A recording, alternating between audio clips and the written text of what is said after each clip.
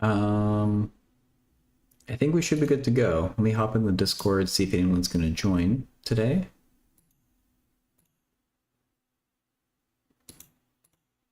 Um,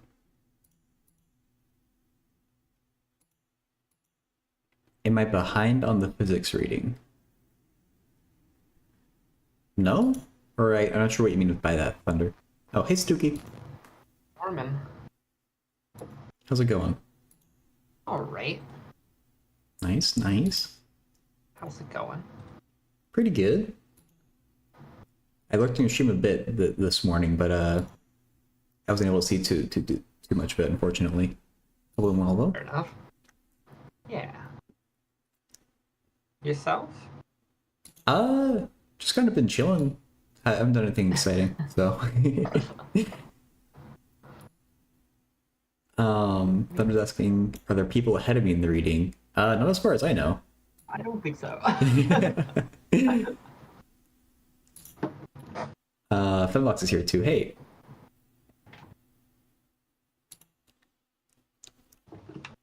You are on mute, Fembox. You didn't know. Oh. Hey. Hey.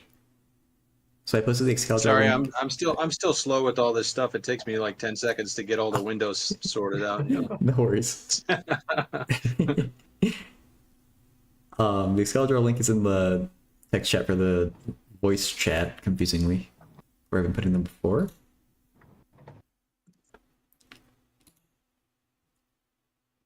I'm just gonna go ahead and drag a question in. Seems legit.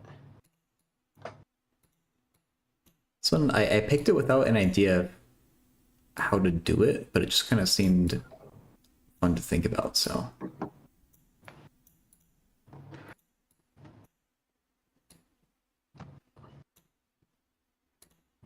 Picture.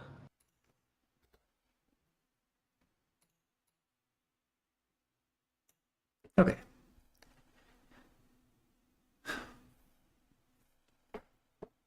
So, problem 10 says the basic ingredient in voltmeters and ammeters, at least ones from the old days, is the galvanometer, which is a device that can measure very small currents. It works via magnetic effects, so the exact mechanism isn't important here. Inherent in any galvanometer is some resistance R sub G. So a physical galvanometer can be represented by the system shown in figure 4.35. Consider a circuit such as the one in figure 4.36 with all the quantities unknown. Let's say we want to measure experimentally the current flowing across point A, which is the same as everywhere else in this simple circuit, and also the voltage difference between points B and C. Given a galvanometer with known R sub G and also a supply of known resistors ranging from much smaller to much larger than R sub G, how can you accomplish these two tasks? Explain how to construct your two devices called an ammeter and a voltmeter respectively. So I should connect/insert them in the given circuit. Make sure that you don't affect the given, or you should make sure that you affect the given circuit as little as possible, and B, don't destroy your galvanometer by passing more current through it than it can handle, which is generally much less than the current in the given circuit. Okay. There's a lot going on with this question, but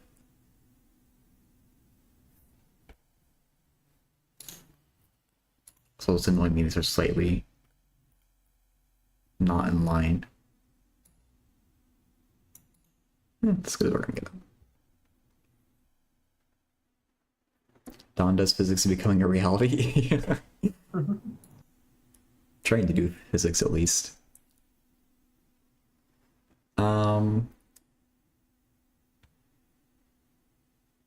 So there's a section of the book where they explain if you have, I assume, a more modern voltmeter, or I'm not sure exactly what the difference between this one and when they talk about it's going to be, but like a procedure you can use with a voltmeter to figure out how a circuit works. I was in that kind of like black box where you reduce a circuit down to just like a single resistor and maybe a single voltage source. Okay. And I assume it's going to be important here.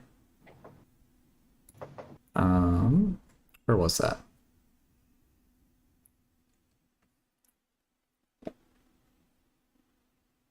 Okay, as in section 4.10 about Thevenin's theorem.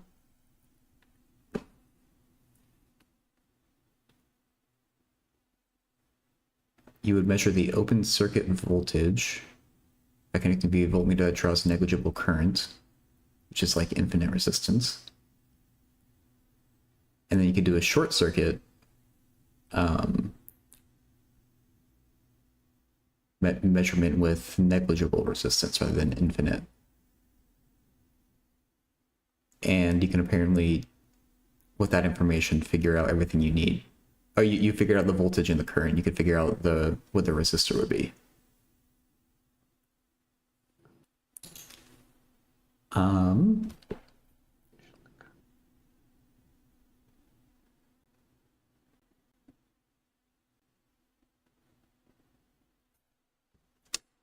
Yeah, the book talks a bit about superconductors, Thunder. Or semiconductors at least. I think it touches briefly on superconductors. Not that much though. I think it said it was going to get there in a later chapter, maybe. Oh, that sounds right, yeah. So we want the...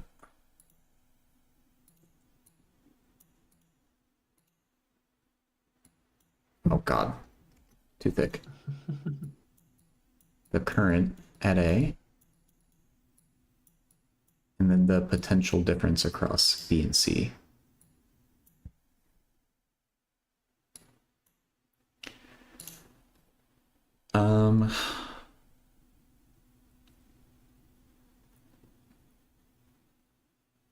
So we have a galvanometer with a known resistance. And then the supply of known resistors, I assume we're adding onto our galvanometer.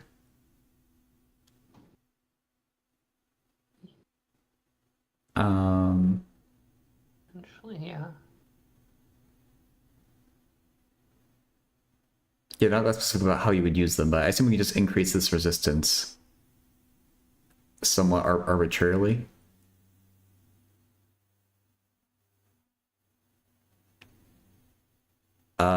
And so we can't do the exact thing that, so maybe the difference here, what the book says is measuring the open circuit current with like a negligible resistance, but we can't do that here because our hard minimum resistance is R sub G. So we have to come up with a slightly different procedure here.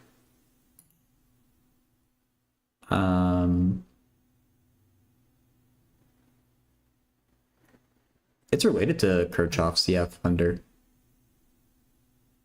And how you can reduce circuits. Sorry, what's Stuki? Nothing. Okay. Oh wait, so here's my naive thought, right? And I just want to know what happens. Let's just put it there. You know, this wire still is gonna hang around. Or maybe I want it here.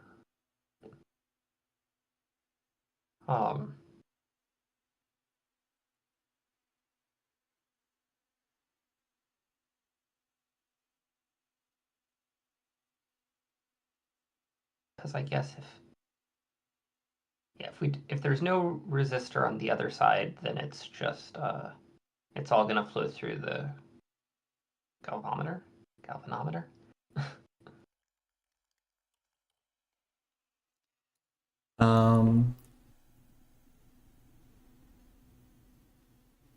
Wait, so you want to measure, I guess, why are you doing like a wire like that to measure current? So G measures current. Right.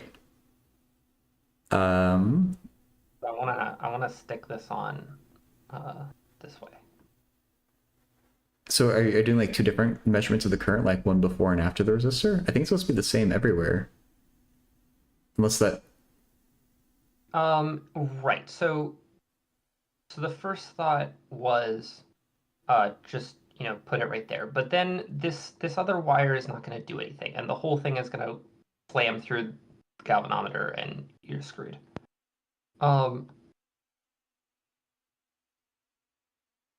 So the question is like, if we put it around some resistor that's already there, can we reduce the current coming in dramatically?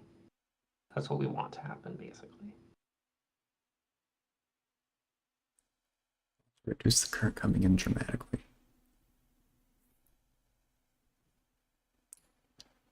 That's the first thing we want to do, and then perhaps we'll need more. Yeah. Well, they said we had a supply of resistors too, so we could take a really big resistor and put it in series with the RG, maybe, to keep too much current from going through the galvanometer. So I guess we know what RG is, but we don't know what R1 and R2 are, right? Right. That's what we want to measure.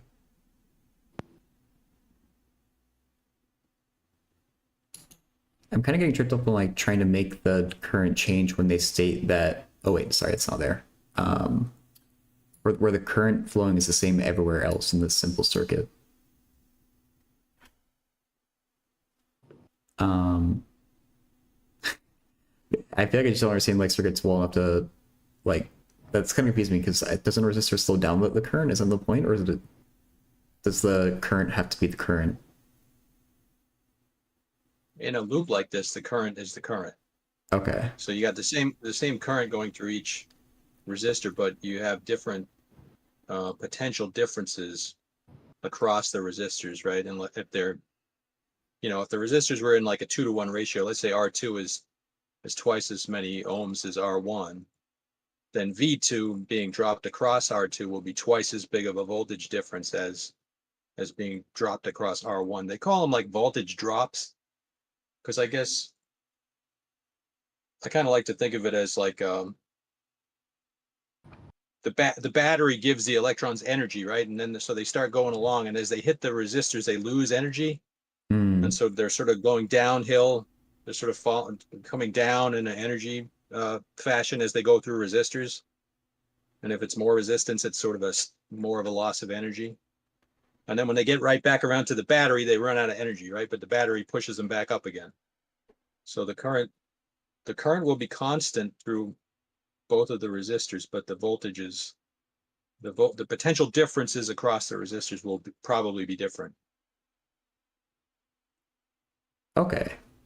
And so maybe now I understand a bit more what Suki is thinking here. We're like, oops. If we add the galvanometer, or how we pronounce it, like up here, it's almost like we're adding another resistor in parallel. And there's probably something to that, where now we're splitting up the current in some way we could figure out how it changes.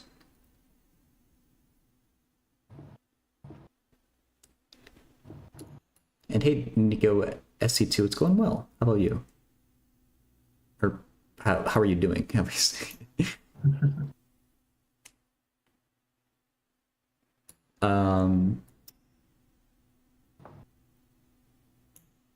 measure very small currents.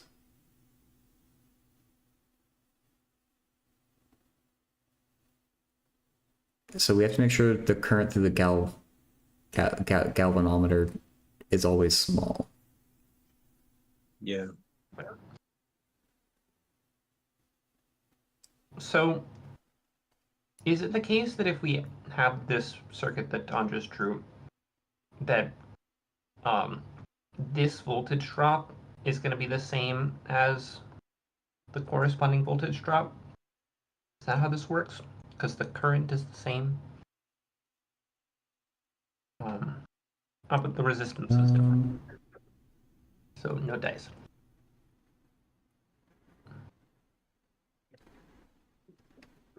Yeah, I wonder if adding another resistor, if that would make the drop go up or down. Maybe it depends on the actual values.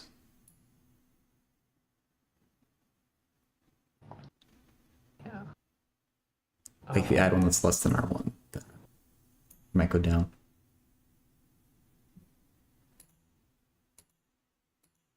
Yeah, we don't know what E is. We don't know what E is or what R1 or R2 are. So I feel like we're going to have to get some. I feel like we're going to have to put this in a few, 2 or 3 places and then build a system of equations. For sure.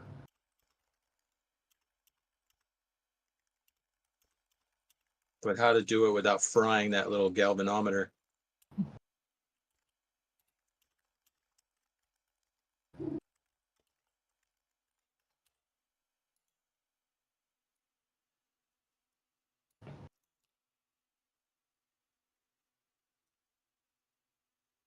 Today's joke is the stream because I laugh every time while watching you. Thanks, Eldridge, for the kind words.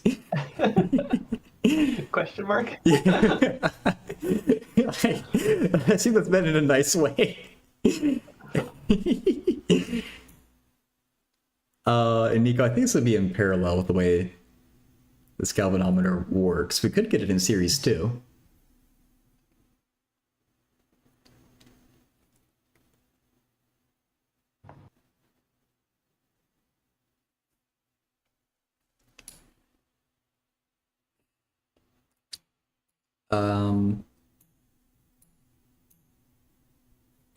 So yeah, I guess it measures very small currents. by doing this, hit 1 over R Yeah, just where I was going. is the resistance that was already there. 1 over that. So 1 over R got bigger. Which means that R got smaller. Yeah. Right. Which means that the voltage difference decreased. I think Nico agrees with that too. I guess we're giving another option for the electrons to go through, so it makes sense that we don't need to use as much of our energy to get through it.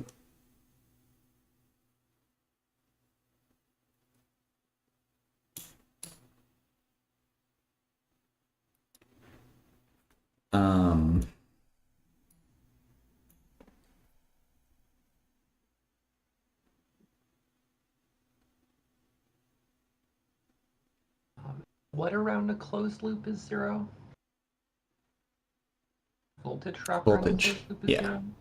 Yeah, the sum of all the voltage drops.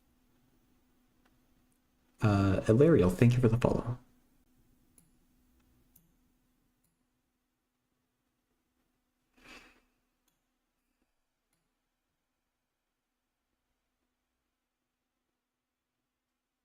And so I assume there's something clever we can do here if we get a current reading with maybe just R sub G and then add another resistor on to get another R sub G plus something.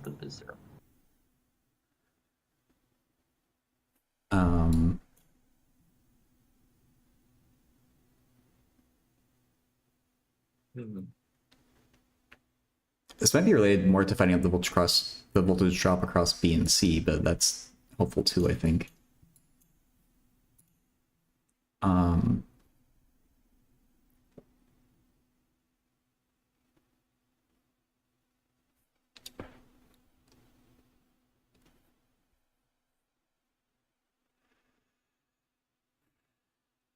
I want to say something like, if RG is really big, then the current that passes through it is going to be small. Yeah, that sounds right. I imagine it depends on R1 if it's more or less, but yeah. Like in general, a big resistor is going to be preferred less when they're in parallel.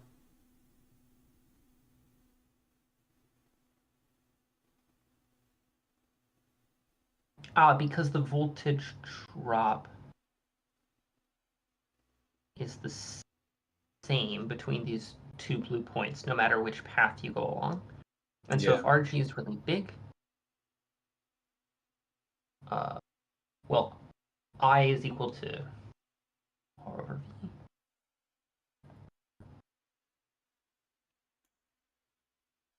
That.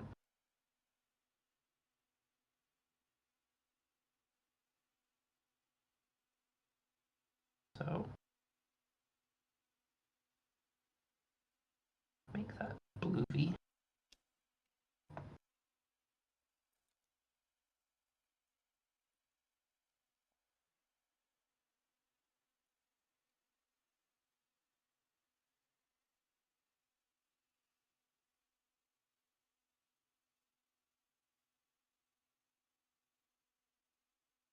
Mm. Well, And so we should be able to use this to figure out R1. Right? Because if we strap a bunch of high resistance resistors onto the galvanometer, then we'll have different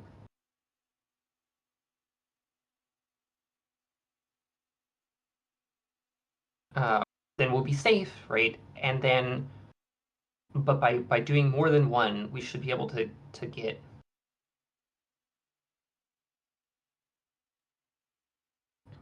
two equations in the two unknowns V and IG.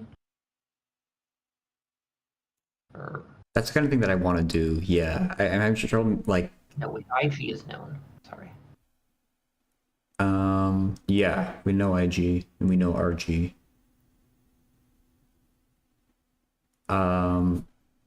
This blue V, is it But actually that the blue V VV? will change every Yeah. time. yeah.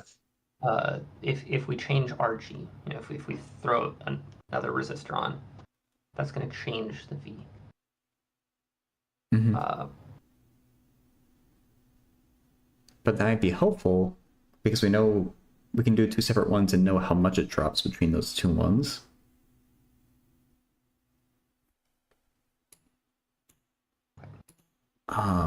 And that I feel like there should be some kind of system of equations from there. Like,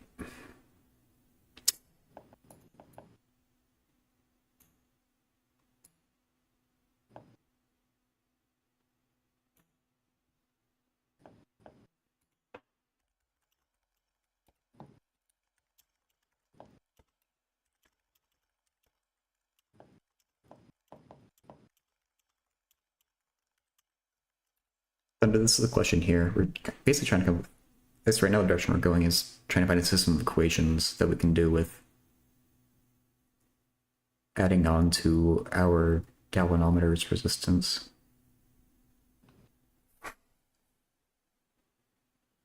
I think we're working the voltage drop part of this, it feels like right now.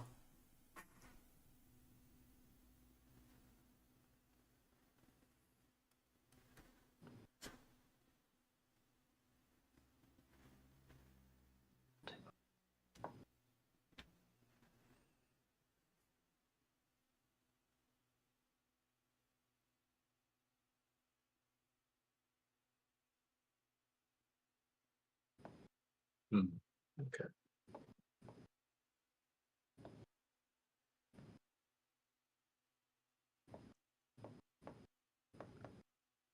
No, we know the resistance of our galvanometer, and it can measure small currents. We have to find the voltage drop in the circuit and the current in the circuit. Yeah.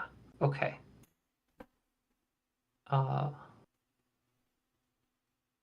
Then the two unknowns here are this this I and our R1. We don't know either of those things. But if we have you know, if we do this two different times with two different resistances,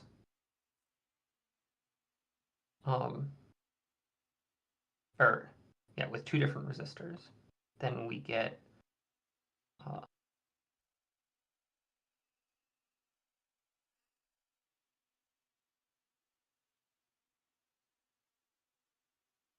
this,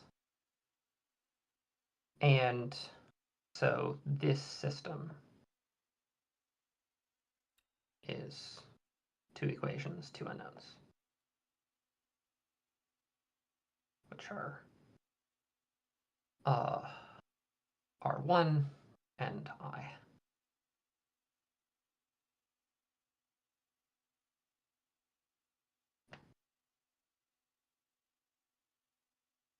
So I guess is there a hidden like V over RG2 here?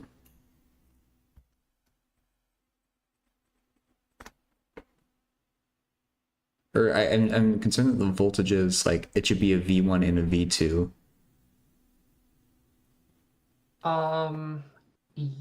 Okay. Or, Yeah, I agree. yeah. Because if we're increasing the resistance for the second, like, pass, we expect more voltage drop. Right, but that voltage drop, I think, is going to purely come from the resistances, like the... So...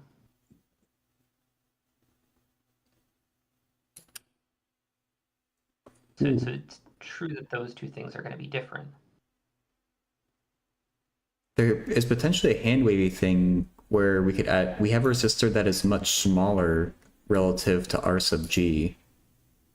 We could fudge it a little bit and say that if we just add a small resistor relative to R sub G, that the difference in V shouldn't be that much.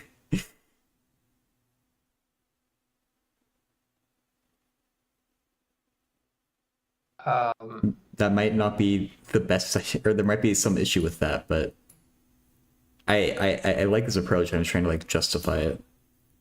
Yeah, I see what the idea is. I don't hate it. I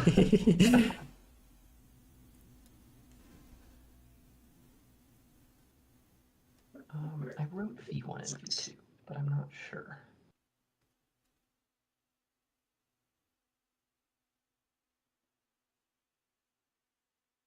The ones and twos are doing different things here, so I want to... Nico, I think this is year one physics for the really smart universities.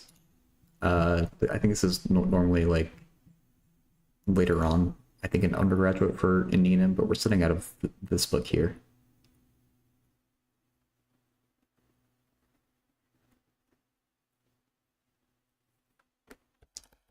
Zoom in.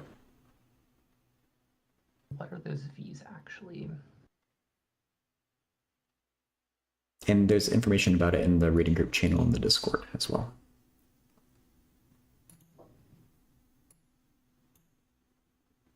The I... This... Change...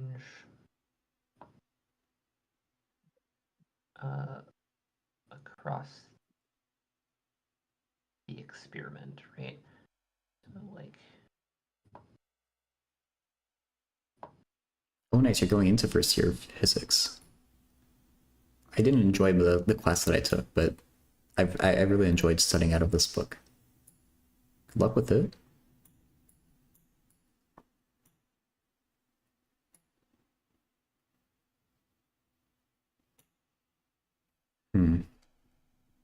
So yeah, I'm using alpha and beta to describe like the two experiments that we have going on. Okay. The dependencies, correct. And so what I'm saying is that I think this V is going to depend on the experiment. I agree with that. Yeah, that's what I'm worried about. But the I isn't.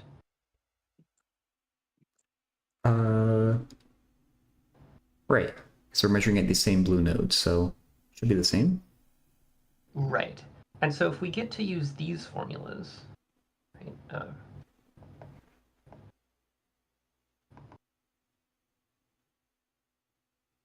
Right. These are the actual two equations I want.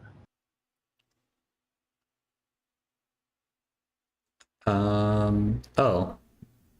Maybe we don't have to worry about the voltages then if we can just do this. Because we don't know R1 and we don't know the total current, but we know... Oh, okay, so we don't even need to do that fudging thing. We can just... Yeah, we know everything else. We can just solve for I and R1. Isn't it possible that the blue eye can change too? No. Because that's the current that's flowing through the entire circuit. And even though, like, if you Devin an equivalent, like, are those two resistors together, the R1 and the RG, then that's just the same circuit as we had before.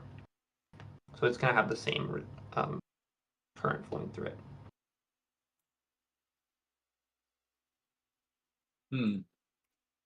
Yeah, we're not actually doing it. We're at least claiming that this blue eye is the current at these two nodes. That's to be true.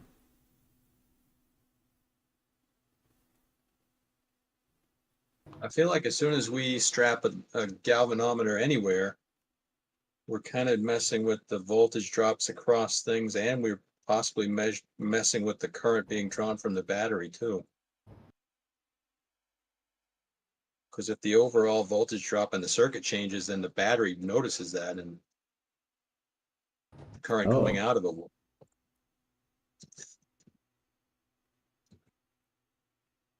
That's a problem.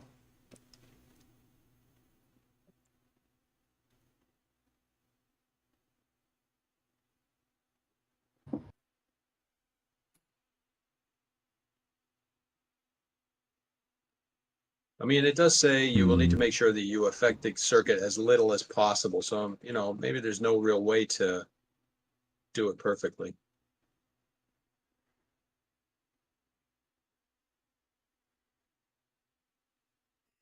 You try turning it on and off again. Ugh.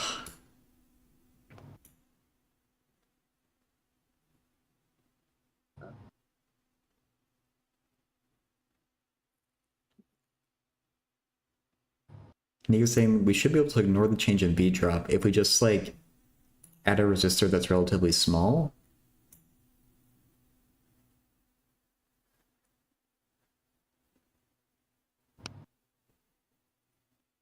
Yeah, the thing that like the reason I don't want to, I haven't completely jumped in with that is that even though I thought about it before, is that in theory we're still going to change the current a little bit, and we're measuring very small currents. That's what kind of makes me hesitate there. Like, why are we saying that V is negligible, not current? I guess the change in V is negligible. It is convenient though.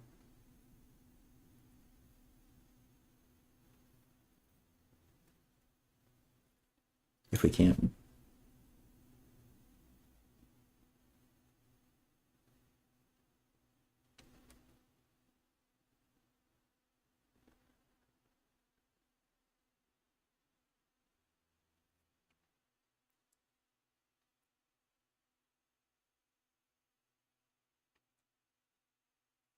Yes, essentially the overall goal is to get the drop in voltage between B and C and the current through A.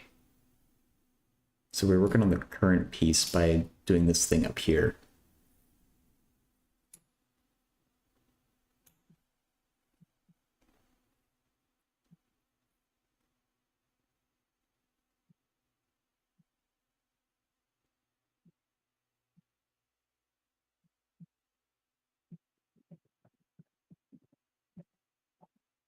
Wait, do we know the name for, is this just an epsilon that we use for EMF? Like that thing there?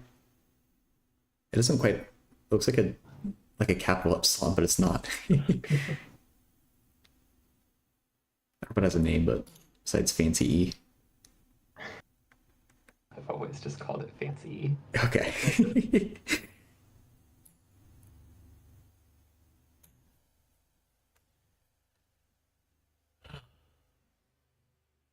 So the voltage drop across the battery is the thing that's like never changing, right? Right. Okay. So somehow we got to use that.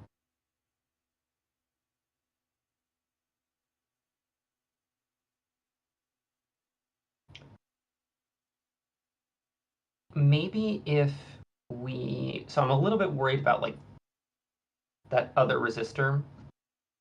So I just want to like throw this end down here instead. But I'm not even sure that's necessary. The point being, though, that the then we know that this voltage is going to stay the same, which means that no matter what we do, what we added in the RG, this voltage is also going to be the same. So that's going to allow us something constant to hold on to.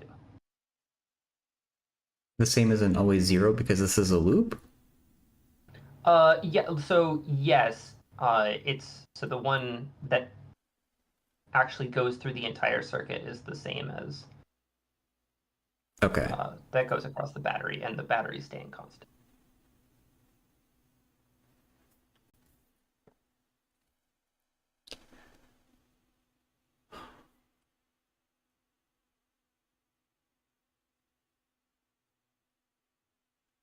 So then, Lex, the thing you wrote down there is kind of the explanation for why we might expect current to change if we add another resistor. Like a yeah. thing here. That Yeah, makes sense now. Yeah. Yeah, I just figured, like, by theory, we could come up with some kind of relationship between the EMF and the two resistors. But let's see. But that's, that's assuming that loop current I isn't changing, right? So,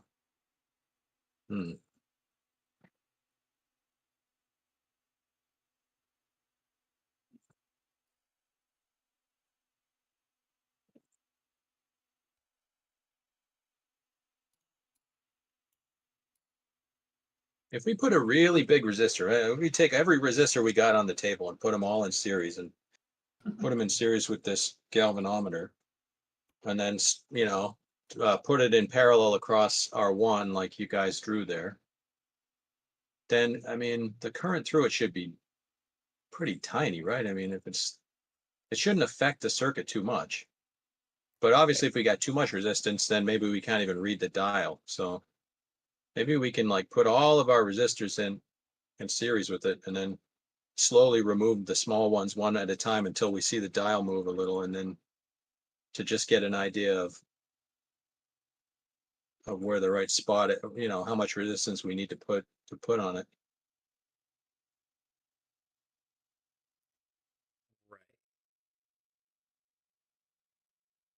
And then maybe we can do the same thing across V2, across R2, I mean.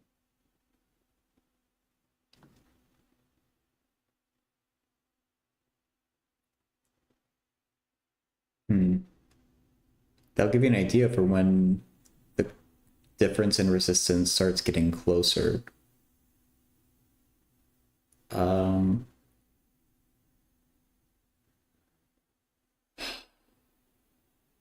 I would have hard time getting an actual number out of that, though. Maybe we can get the ratio between R1 and R2 some way by doing that.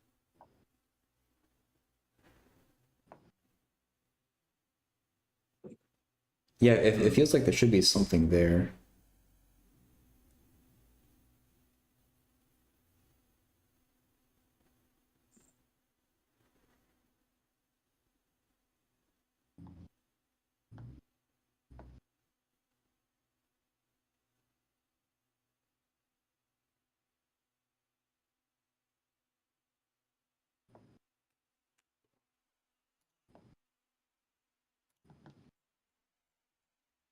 Is there any way we could put it in series? I mean, I was trying to think of putting it in series as well, but that doesn't seem like it's going to get us anywhere.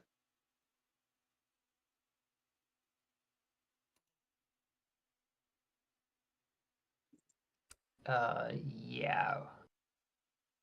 Because we'd have to put a lot of resistance on it to make sure that it didn't get burned out by the current.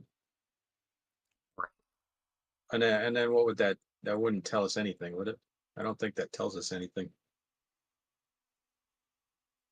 It would tell us the very small current that's passing through it. If we put a bunch of resistors on there. Actually, I guess we would know. I guess we would know the resistance, we would know the current. I don't know if knowing the voltage by Ohm's law then helps us, though. Oh, maybe it would. Yeah, no, I think Yeah. Because we could do basically the thing that you did here, but with the extra r sub g sub gamma, or whatever we want to call it. That's everything we have, Yeah. or whatever the maximum we can do while still getting a like a measurable current. Yeah.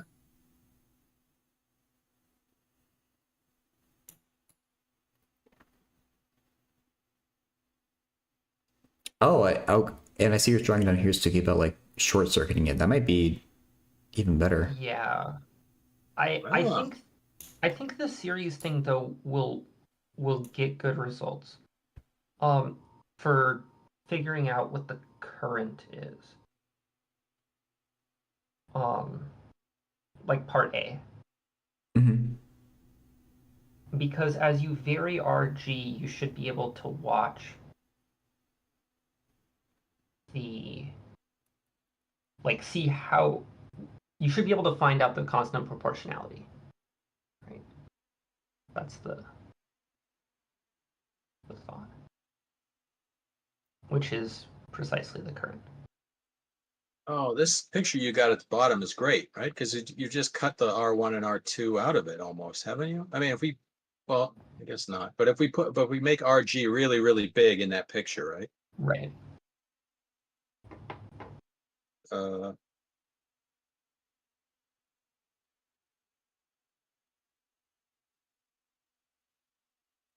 Yes. If we want,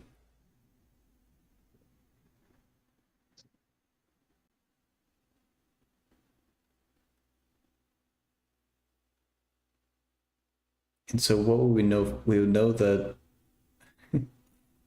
Hmm. yeah. So if RG alpha is really, really big, we can more or less work out the sum of R1 and R2 this way, can we?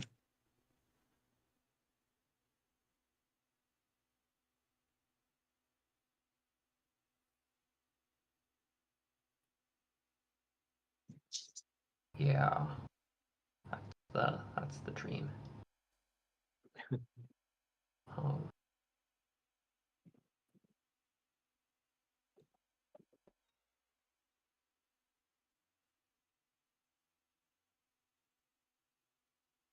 yeah. When I try to work this out in my head, though, we only have like a piece of the current though that we're measuring. It feels like we have one too many unknowns. Yeah, but this is much nicer. I like this idea.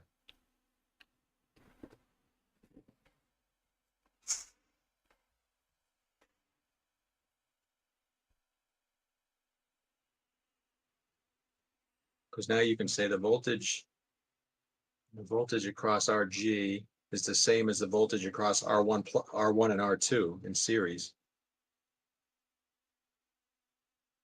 Right. Uh, mm, no, I can't say. Or I guess I can say that actually. Mm. Okay. Yeah, we'd be dropping by the entire amount. Right. But, well, I guess it's being split though, still. No, but it does drop by the entire amount because it's a closed loop there. Right? Yeah.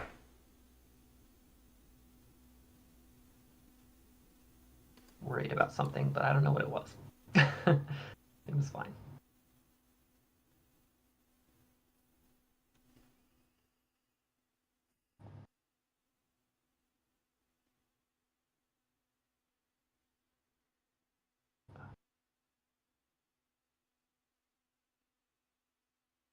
Okay.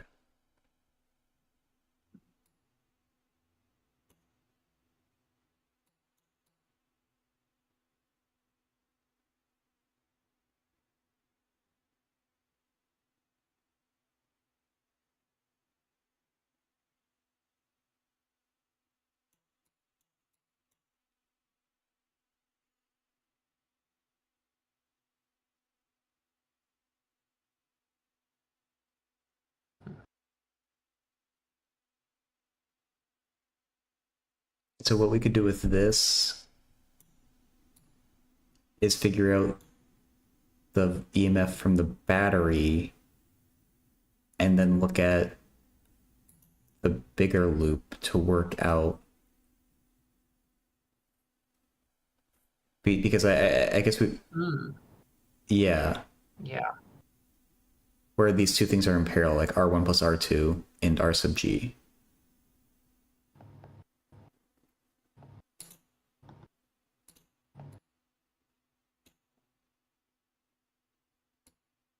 Oh, that's great.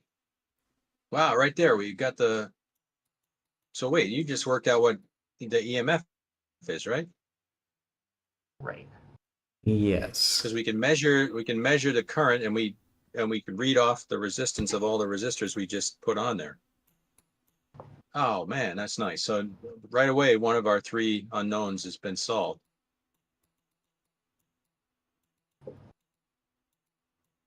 And hopefully something like this will get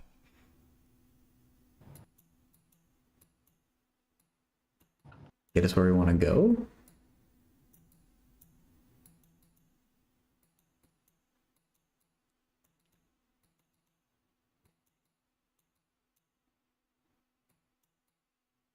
Well, let's see. Oh, well, is this true?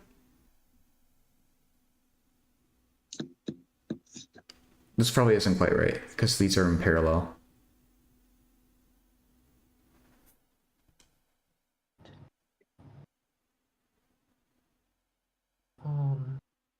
Yeah, when they're in parallel, they don't sum. They're just equal. They're both those voltages are equal. Yeah. Right. But it's nice because you can, what you got there with the last two terms you had were I times R across the RG, and then I times R across the R1 plus R2. Those will be equal, right? So that means that we can get ratios out of it somehow. Okay.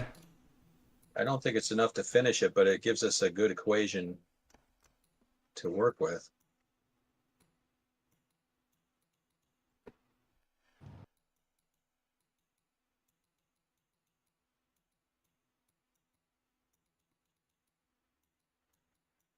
Yeah, we only know the left side.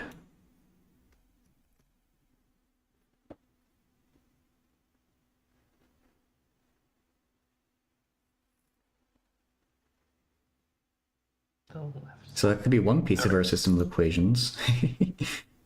I guess. We know. Oh, I see. Yeah.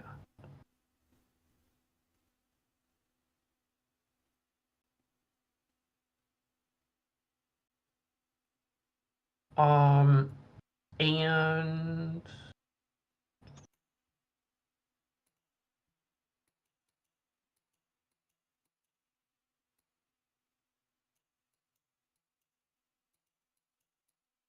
okay.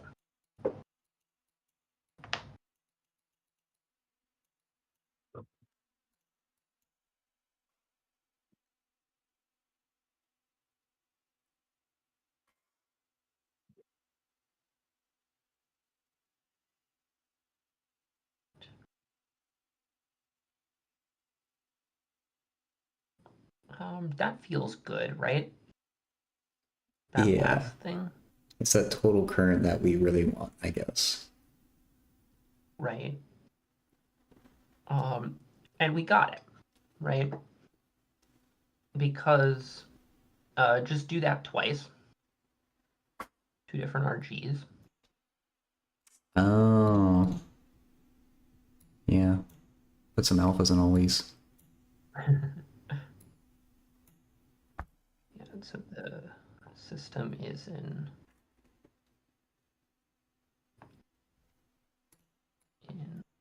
I and R1 plus R2.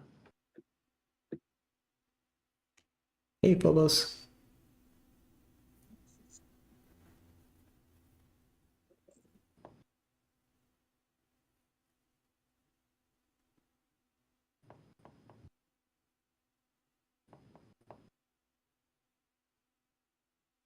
Okay. In this system of two equations, Feels right.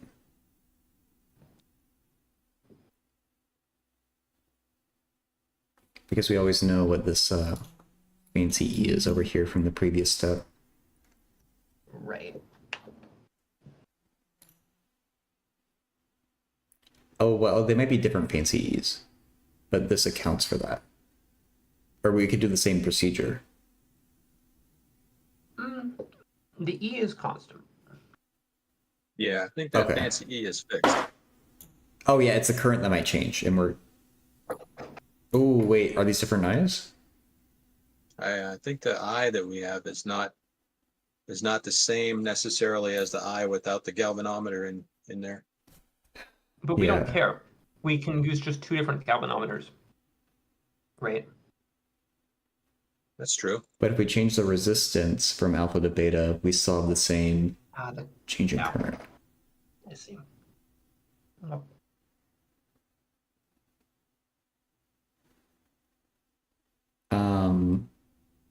But if fancy E is fancy E, no, then we have 3 unknowns. Or 4 unknowns, I guess. Dang it. I think we got to move this galvanometer somewhere else to get another look at it. I think so. Maybe Okay, yeah. back to what we were trying at the start. I want to see your series idea, Fembox. Oh, okay. Yeah, let's see. What can series give us?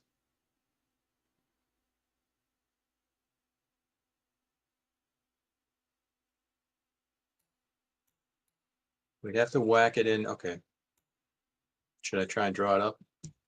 Sure. Yeah.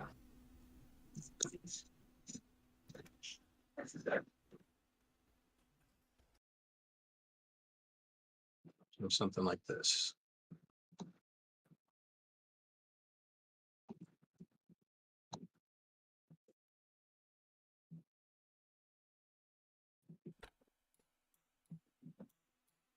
And we just put it here.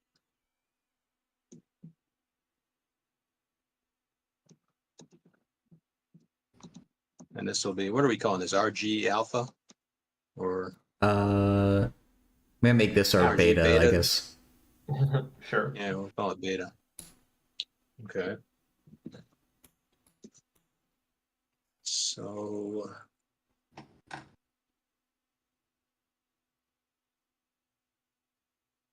what do we know? So now we have some different current. But we could say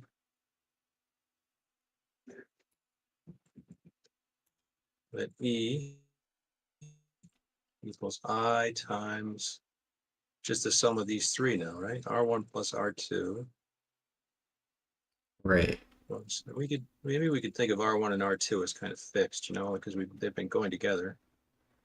Mm-hmm. So now again, so we know E, right? We got this. We got E, we got I, we got, and RGB we're gonna know, right? Aha. So wait. Do we know the total I though? I guess from the... Well, we read it. I mean, the galvanometer gives us that. I mean, that's the whole purpose of. Yeah, we just read this. I think we read that current right off it's like a little dial or something. Yeah. And we can say that current is going to be the same for R1 and R2 as well? Like the current the same everywhere when everything's in series? Yeah, when everything's in series, current has to be constant. Yep. Okay.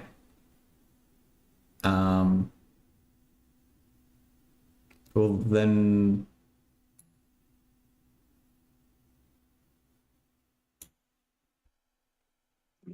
that helps us get fancy if we didn't have it. It feels like we can use that to work out the sum of the 2 true. resistors. Yeah. And once we got that, we can go back to the original circuit without the galvanometer in it, and we can work out the current.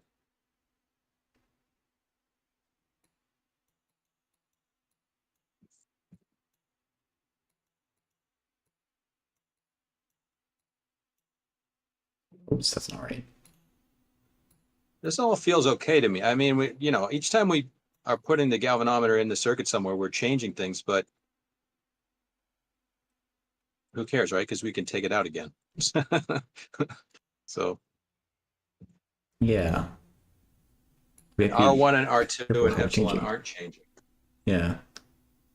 The currents and the voltage drops can change from circuit to circuit, but the E and the R1 and the R2 are the same. So,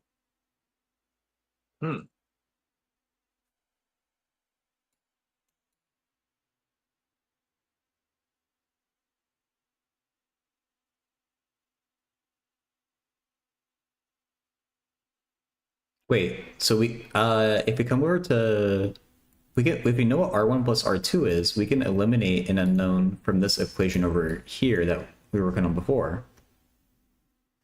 okay.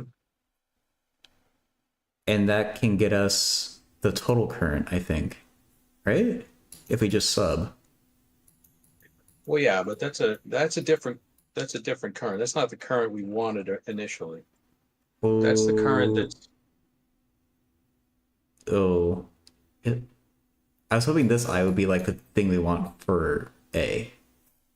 the I we want for A is if you go back to the original diagram was given in the question, the equation I wrote under it, that's the I that we want. But we can use that equation because now we know R1 plus R2 and we know epsilon.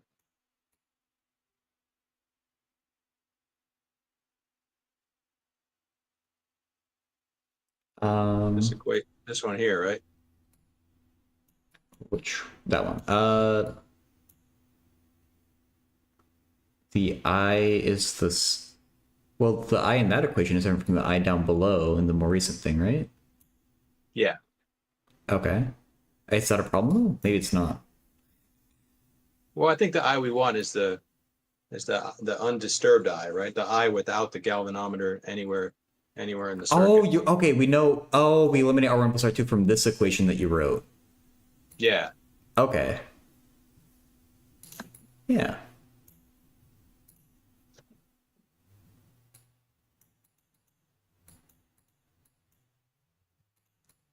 Oh, that's not the pan tool. E over I minus. Ooh. Yeah, it's gonna get confusing because we got all these different. Isn't this a problem? We're getting 0. Well, the I, it's not the same I. It's not the same I, but Oh, you're right. Yeah, I Yeah. said beta, but it's just a constant. I beta, we could call it. Sure. Yeah, that's what I should have said.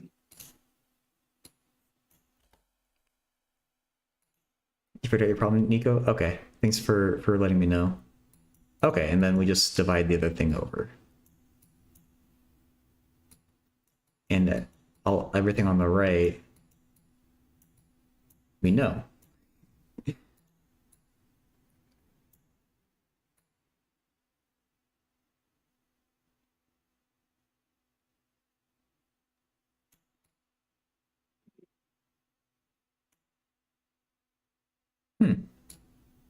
Okay, so I'll sort of go back through it.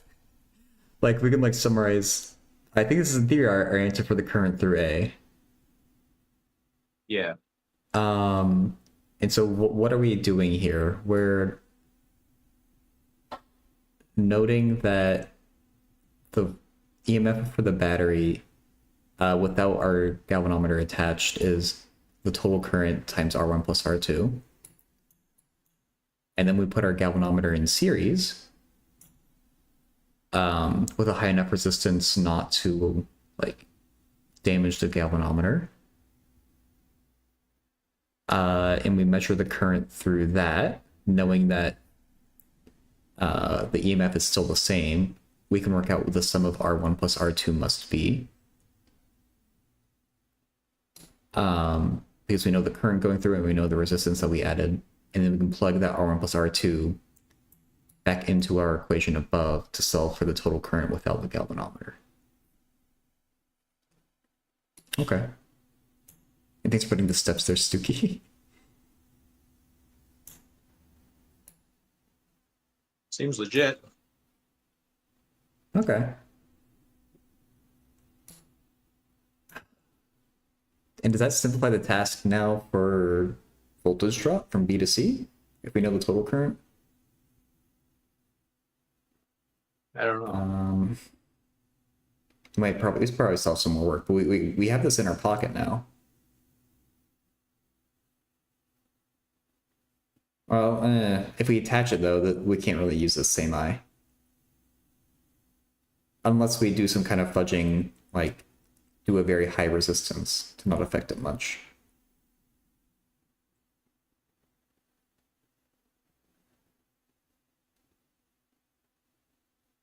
Well, considering we haven't made any mistakes so far, right? Which I don't know if we have, but I feel like it's okay.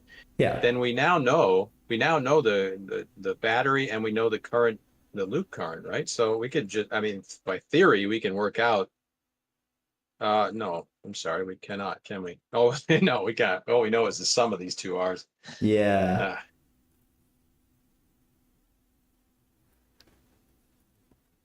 Yeah, so it feels like now we just need to find a ratio between them, right? I mean, we know what the sum is, so if we can just somehow find a ratio between them, we can get them that way.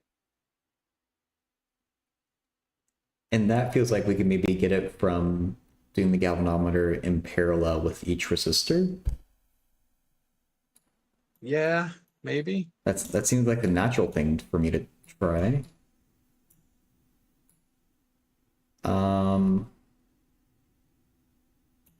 I just hate that as soon as we attach the galvanometer, we lose our total loop current.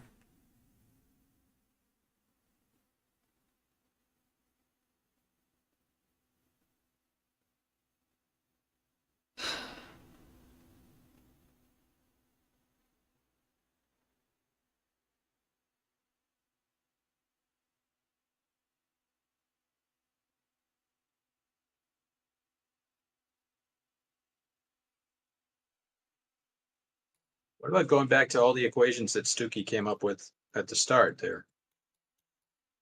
And the So upper we had right? some, yeah. Yeah, it should be something like this.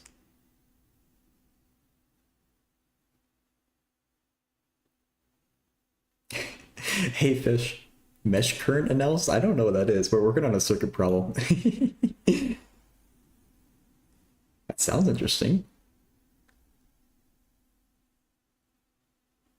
We think we've just worked I out a think piece mesh of is it. A what?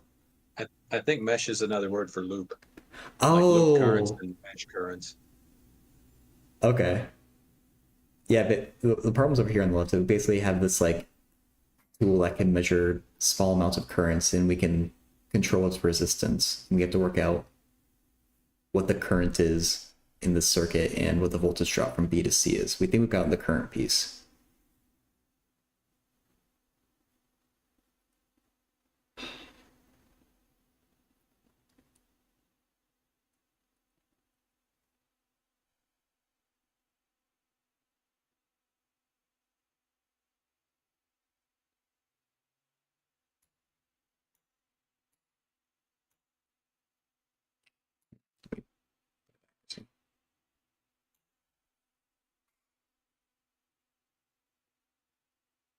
It is the same thing? Oh, okay. I just haven't heard mesh current.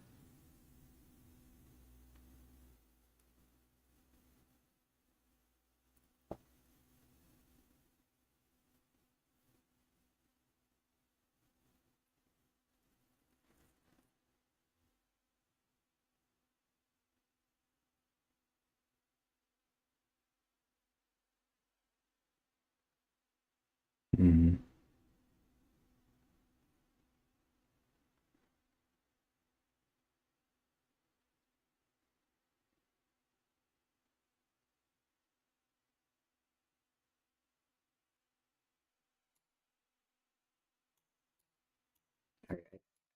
Yeah, we just need to, or we just need to start like writing all these equations with B and see if there's a some kind of clever way we can divide them. uh, So if we're,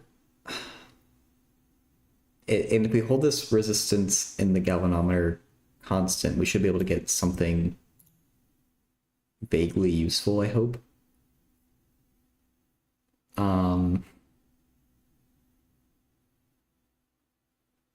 are we even gonna?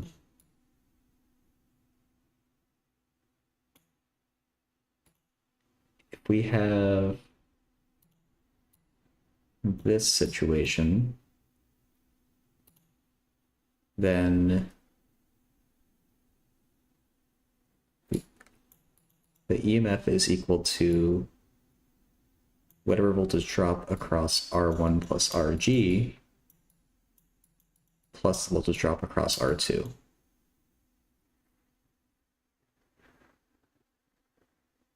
Hey, Eunice over on YouTube. Oh, thank you for the kind words. We have a good day. Does it say connected in parallel with one of the ones, or can you break the circuit and connect it in series? I'm kind of assuming we're allowed to do either here. So we've already connected it in series as part of getting the current. And we're about to connect it in parallel here too. So hopefully that's allowed. It does say connect/insert, so it sounds like you could go series. Oh yeah. Right there.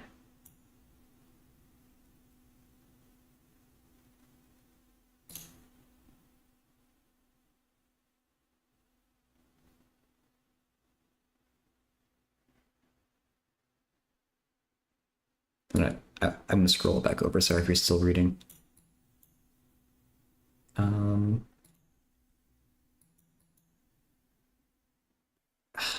I would love to say that we make RG big enough that we're hardly affecting the total loop current to read, so we can reuse our I from part A. Oh. I don't know how valid that is, but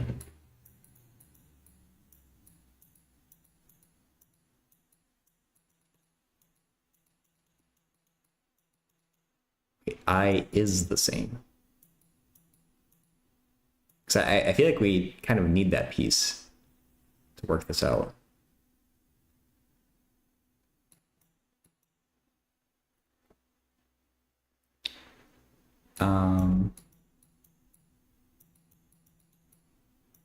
That's not Yeah, right. I guess. I mean,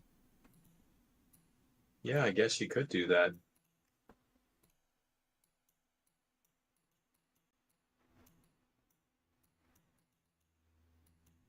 Oh wait, this is a. Wait, the currents are the same, yeah. Through each of these V's.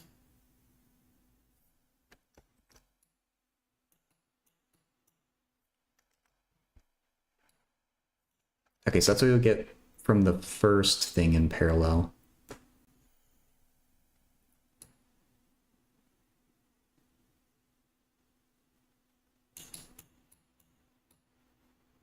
If we do the second case where we're parallel over here, we would have the same EMF equal a slightly different thing.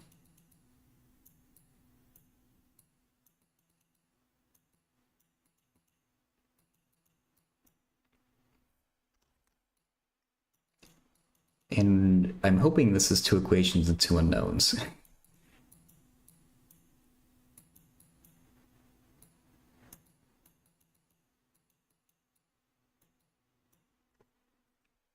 Which I think it is.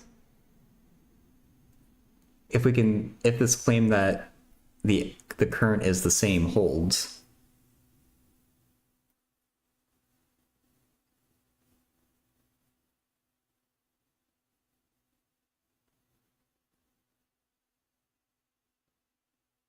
or even if the I from part A does change, maybe we can make the claim that going from one parallel situation to the other shouldn't make that big a difference in the new current, and the new current cancels anyway. when we equate these or do whatever we do with them or divide them.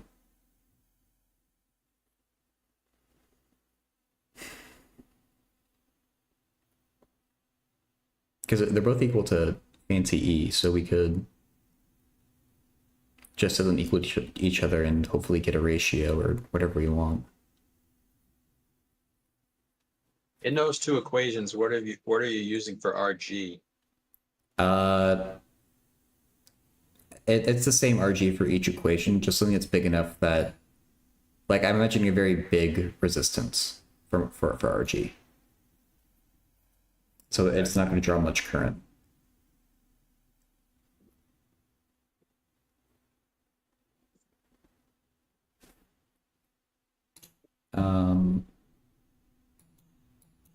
This might end up being something circular and useless, but we could at least try doing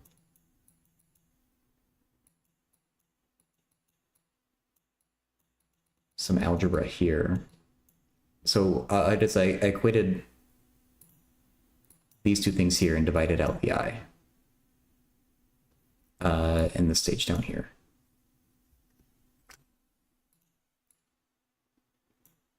And hopefully that does something helpful. These fractions are pretty annoying to work with. I wonder if I want to translate it to this type of thing.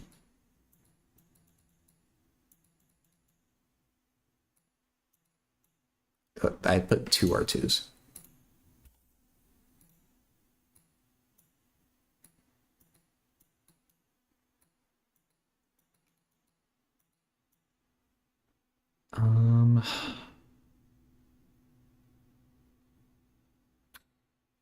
Wow, my mouse writing is not very neat. That's an R1 there.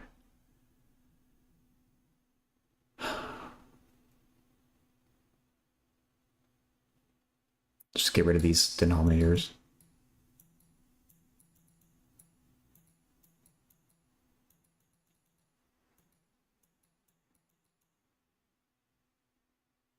Oh god, but everything... Okay, I'll keep one of the denominators for now.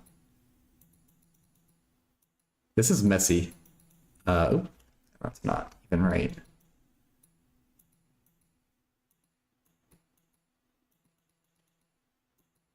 Because I'm gonna have to get rid of the other denominator over here, and that's gonna make this terrible. Hmm.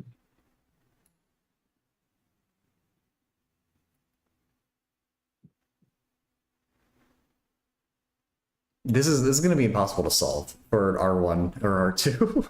But it's not easily. Gonna get a quadratic or something. It doesn't look very nice, does it? Yeah.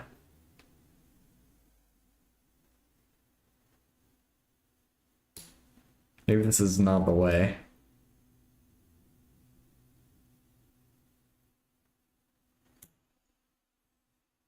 I mean, I could maybe, like, call things X, Y, and Z and give it to Wolfram Alpha.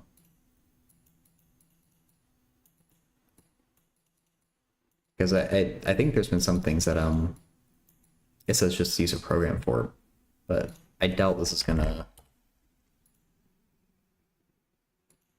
be what we want.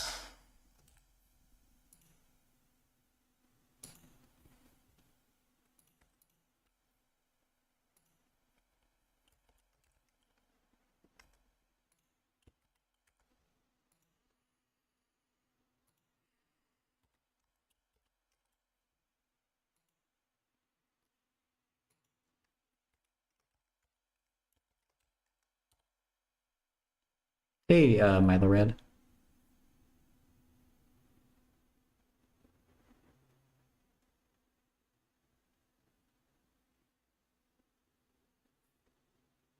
Solutions, apparently y equals x, which would be R1 equals R2. That's not good. That doesn't feel right.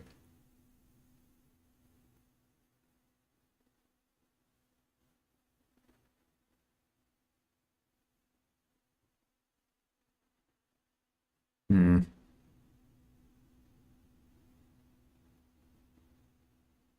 Oh, actually, I guess they're. I don't think this What's is right. Wolfram Alpha have to say? I'm showing it on stream. It's I was looking at like these solutions here. So X is R1, Y is R2, Z is RG. Okay. And so apparently the first solution says that R1 would equal R2, but that seems wrong.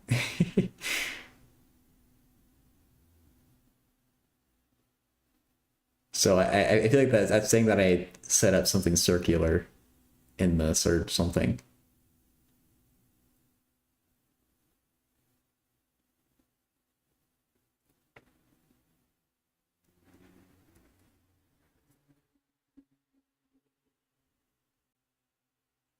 Yeah, I.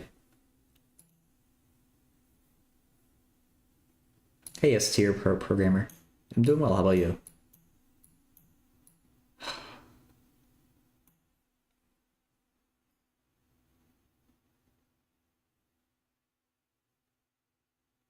Yeah, I remember you. Um.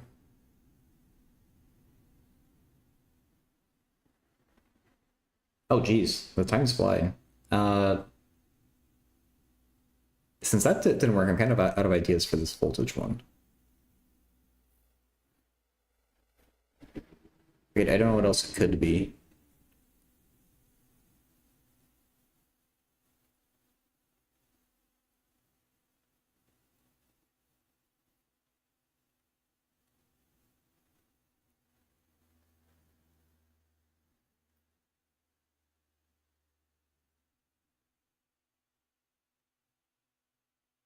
I wish I understood the problem.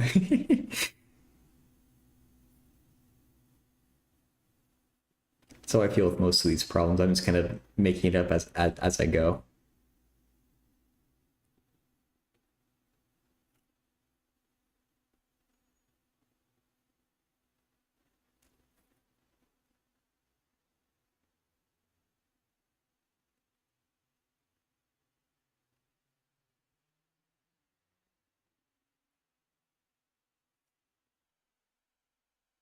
Hmm.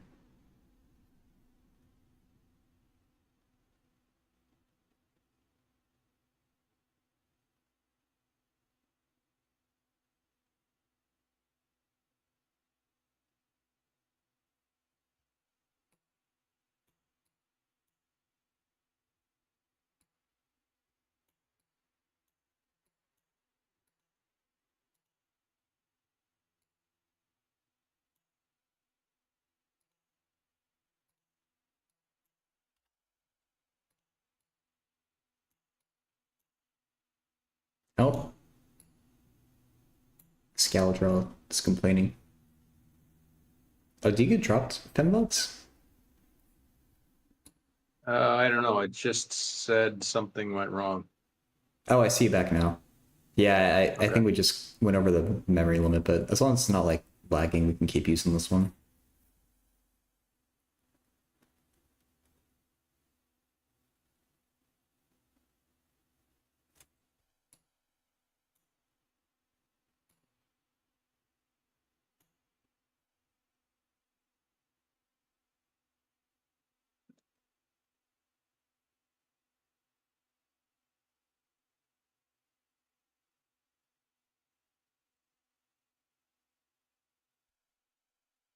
I can tell if Stuki is lagging or if they're pausing to think.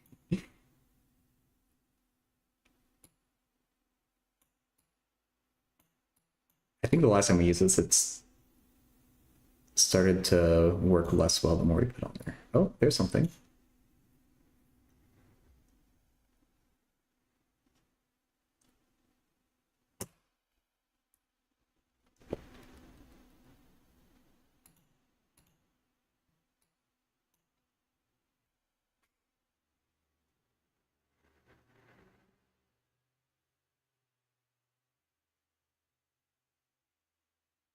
Oh, it's okay. If you're talking, we can't hear you, but you might be on mute intentionally. Um,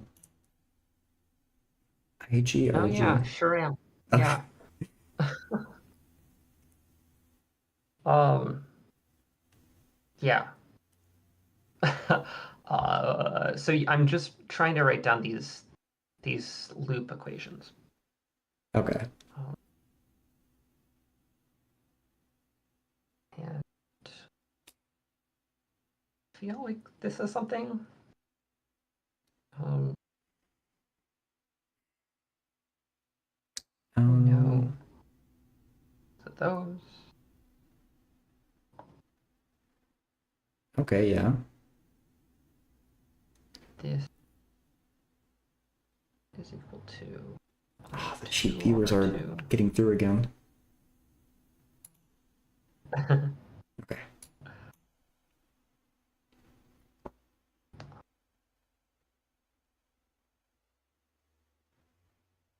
Wait, Donnie had a point about the cheap viewers. You're right. I acted a bit too quick there. Might have been a good deal.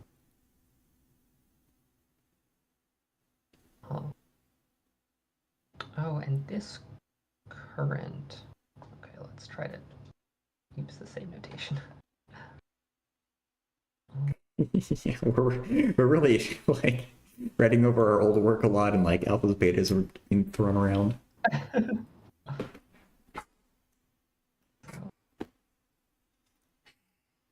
I2 is V1 or V2 or no, wait, hold on.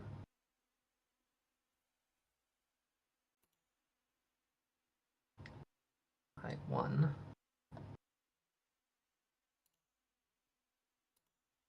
over.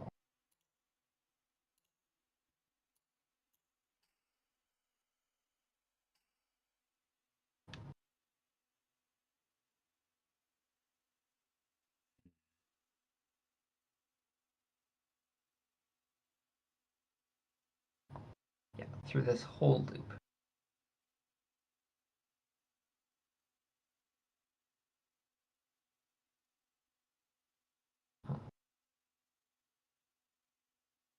Then that's V1, and so that's I1.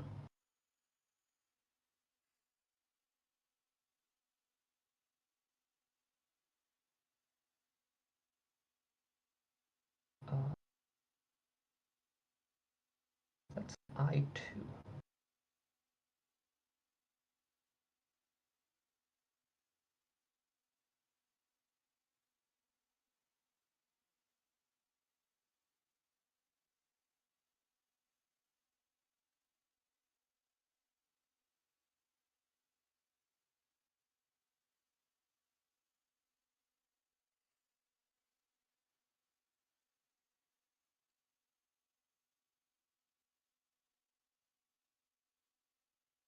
This feels really close.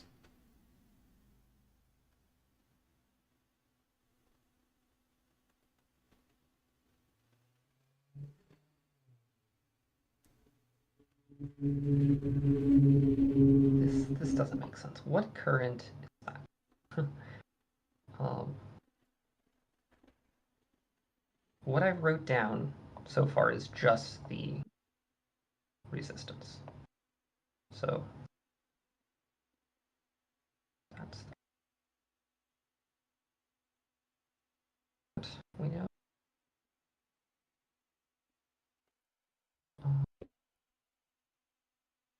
We don't know I box, but I box is I2.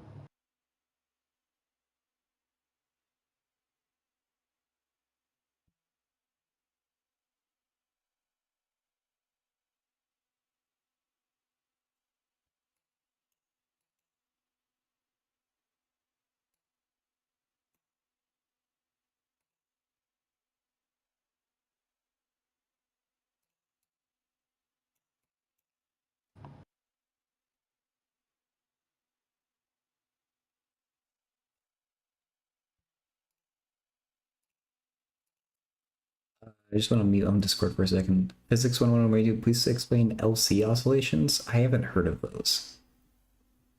I'm sorry about that.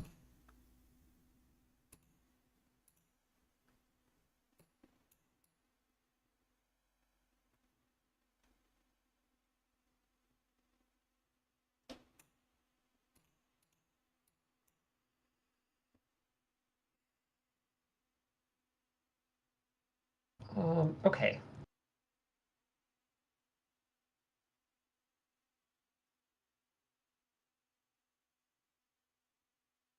So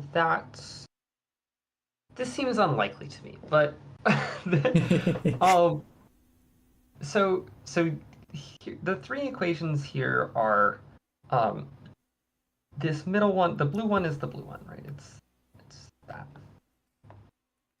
Okay. Uh, the second one is the voltage equation for the main loop, because the With no drop. galvanometer? No, including the galvanometer, Okay. it's just the voltage drop is the same. Oh, across each of them. Okay, yeah. And then the top equation is V equals IR for across the blue points. Wait, wait. Actually, I'm sorry. These V1s aren't the same, Okay, I good. think. V. Because I think we're changing the V1 up here as soon as we add the galvanometer in parallel. The galvanometer is here the whole time. Oh, okay. Am I mistaken? Go on. Yeah. But yeah, so is this thing not V1 in the bottom though? Like that's very plausible. My thought is that this bottom equation is supposed to represent that the jump across the battery is the same as the jump across this resistance plus the jump across between those 2 points. Yeah, Yes. that seems good. Okay. So that jump is is equal to IR for either of the resistors in that blue loop. Okay. Because they're in parallel, yeah.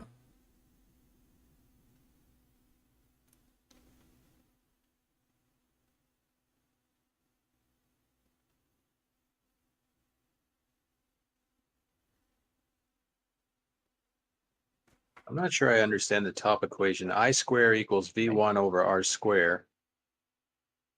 So is that a I square? Is that a branch current, or is that blue loop current? It's the whole current, across the loop. It's the whole current. Yeah. Okay.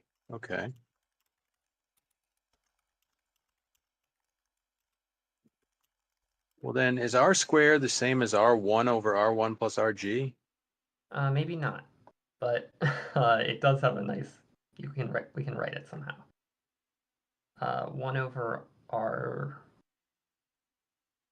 is it's the other one, right? Times Maybe the product on top. Yeah. So can you see what the box is again? the box is the blue loop. Okay. Really that.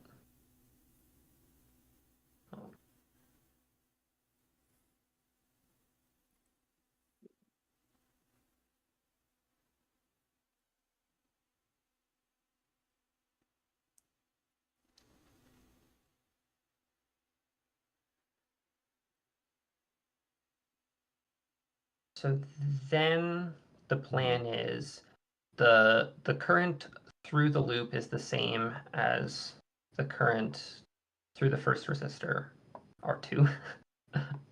Okay. And so then we can plug in back down here. So this is V1, 2.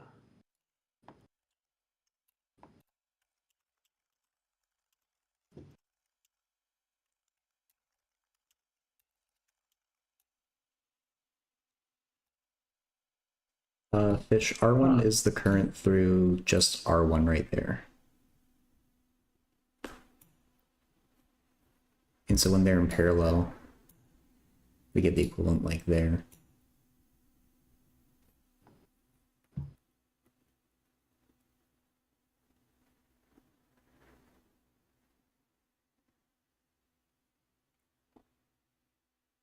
We could say I box equals I1 plus IG. Right. Yeah.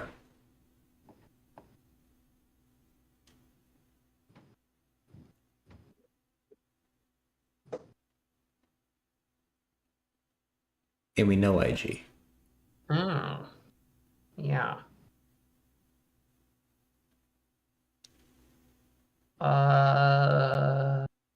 But we don't know iBox. That's the trouble. Okay.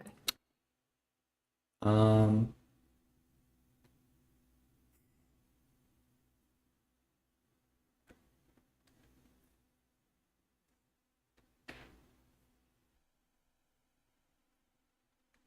oh, yeah, Fish. It's that like loop there.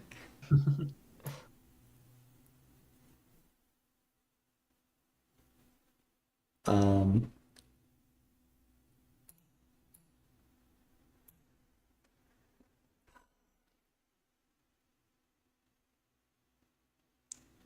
this is where I'd want to say that iBox is going to be about the total loop current we got from A, but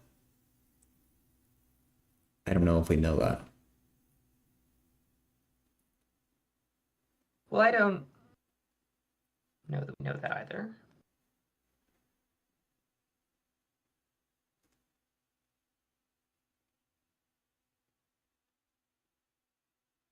Yeah, I didn't feel too confident about that. Yeah, I sure the book loves to make crazy approximations like that, which is why I keep coming back to it. It feels like something the book would do.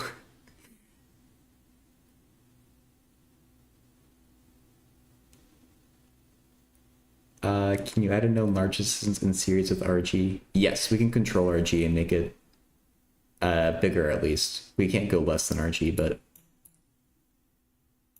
we have a little like supply of resistors that we can add on here.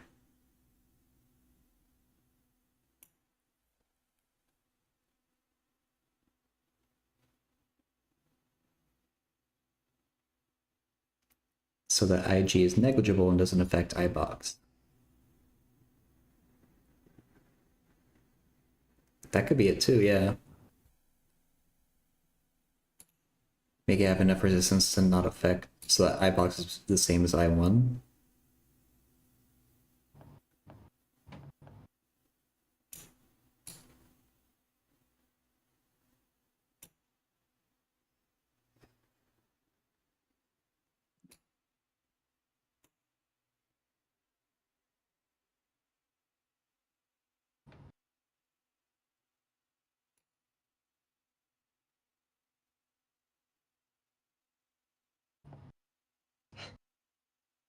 Bad.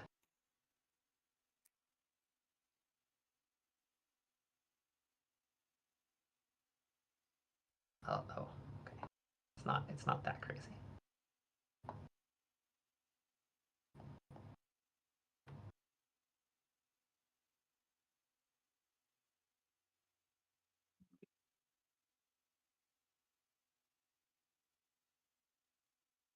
Right, so okay.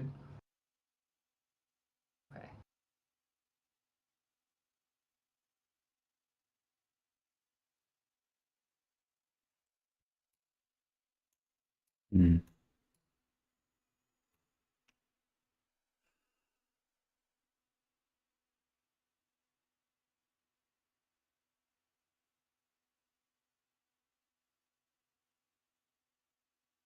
If we can figure out what V1 equals like that, why can't we just figure out what V2 equals directly with the same procedure? Maybe we can't figure Yeah, out. wait a second. Yeah, wait a second. Yeah, Um, wait a second. Okay. Let's look at your Mhm. middle equation, right? You had three equations, to the Right. blue one in the middle, right? The one in the So middle. IG RG equals V1. Mhm. So aren't we done? I mean, we're done. Because we Well, we it's know RG and we can while the resistors We in know parallel, V1 read. for sure. not of the original necessarily. But, the Oh, I see V1 what is you're saying. V1 when Sorry, RG is sorry. there. Of Yeah. course. Yeah. Sorry. Yep. But we could still, I guess, yeah, never mind. So the thing I said doesn't really help, does it?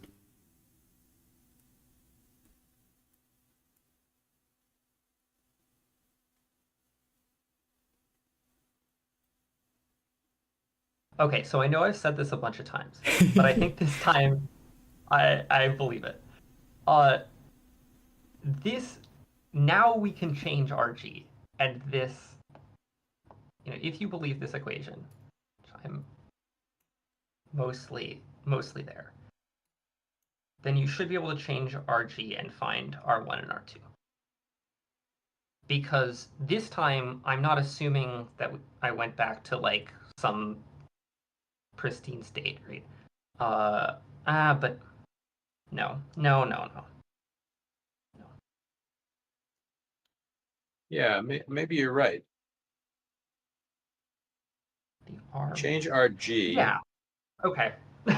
That'll change V1, Right. but we know V1, right? I mean, we can get V1 every time we change RG very easily. Just multiply IG times RG. Mm-hmm. So we'll have the right-hand side. We always have the right-hand side of your last equation. And on the left-hand side, we got 1 over RG, and we just have 2 unknowns. And so if we just do it's non-linear, isn't it? So are we going to be in any trouble, or is this easy to solve? I guess it should be pretty easy to solve. We got Wolfram Alpha up our sleeves here. Right.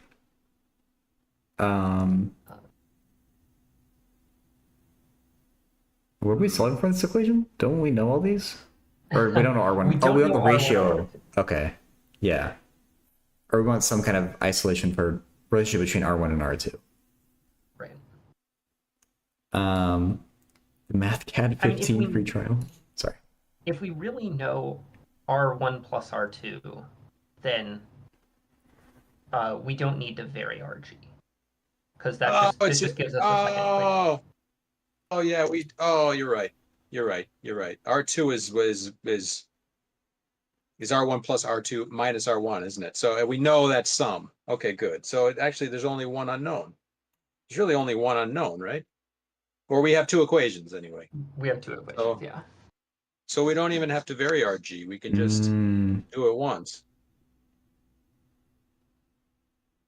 It's still some annoying algebra, but yeah. Yeah.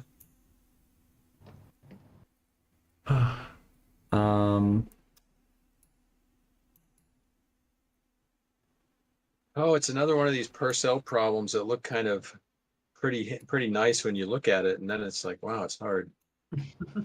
Yeah, I didn't. I mean, I knew this one would be challenging. I didn't think it'd be like basically the entire like 2 hours, but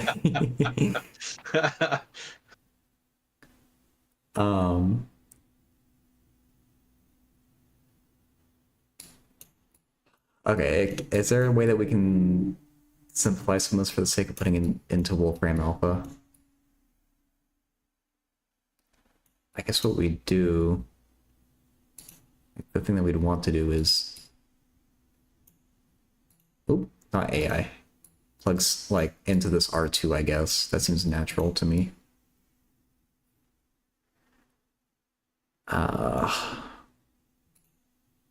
Yeah, so what's R2? It's DE over I sub B beta.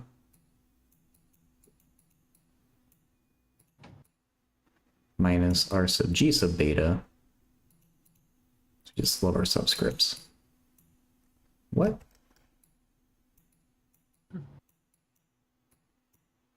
Minus, I'm plugging in for R2, so it's minus R1.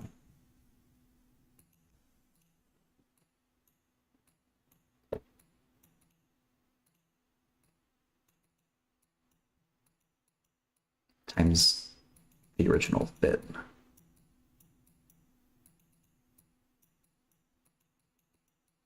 IG RG minus 1.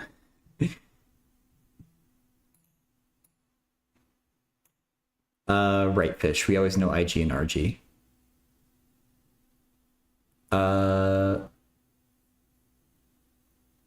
In this, is the I sub beta the same as our R sub G here? Actually, haven't really varied the resistance, have we? We just kind of kept it as RG. They're not necessarily the same thing, though, because we're putting it at different spots.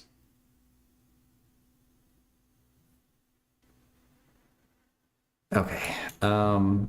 Then how am I going to name things to those make it? might be different. Make fancy E A, make I sub beta B, R sub G sub beta C. R1 will be X. R sub G will be D. E is the same. I sub G. Oh my god, there's going to be so many constants. Okay. So we have A over B minus C minus X times 1 over X plus 1 over D equals A over DE minus 1. Can I tell it to like isolate X?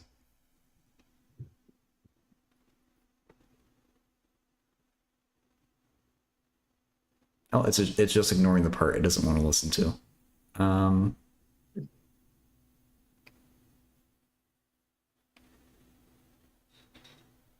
X equals minus D? I mean, I don't know. It's... No, it doesn't seem right.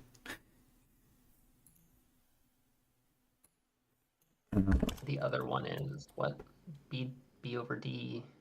Oh, it's like BD doesn't equal 0. I could go back to that screen. Ugh, no, it really doesn't. Oh, is it? Oh, it's not. It's ignoring the equal sign too.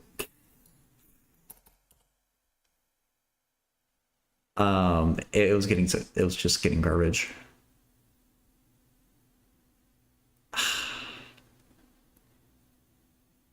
It's not even doing the right side of the equation here. Yeah. Freaking Wolfram.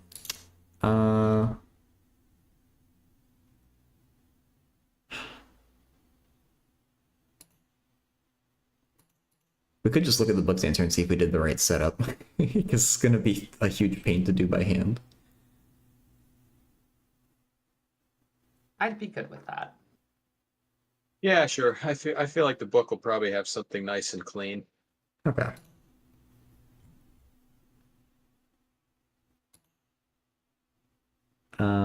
This is 410. I feel like this is on the right track. I definitely feel good about the current part. Oh, it's long. Oh god, yeah. It takes up a full page plus another like quarter. Okay. Okay. Yeah, that makes sense. Cut the wire at A, insert. Ooh. So yeah, we had the right constructions. What's this RSH? That's just the RG. Like, Oh, what we're adding to RG? right. So you have to do this. You have to do this SH thing so that you don't fry the galvanometer. They call that a shunt resistor. I love it. Oh. But yeah, if it's really small, then like a lot is gonna go that way, and it's okay. Interesting. Okay. They like called a shunt resistor down there.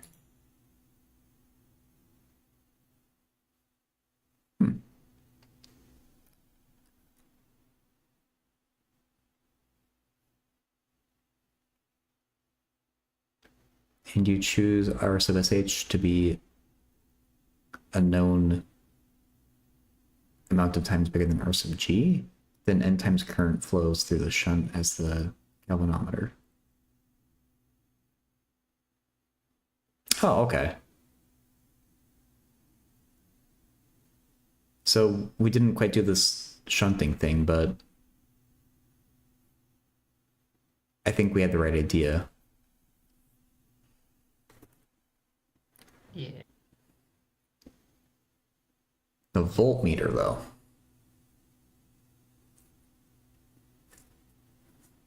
Yeah. Just nailed that one. We need to have the galvanometer in parallel with given resistor R2 between these points. It's the only thing we do to certainly affect the circuit, so we set another path for the current to take. So use much rather than R2, but we can't assume that. Okay, I'm glad the book addressed that thing that I kept wanting to do, I guess. Hey, Cook.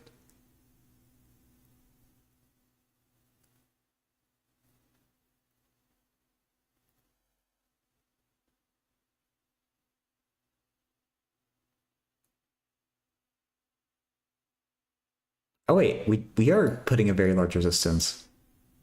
Right. Yeah, that we nailed that one.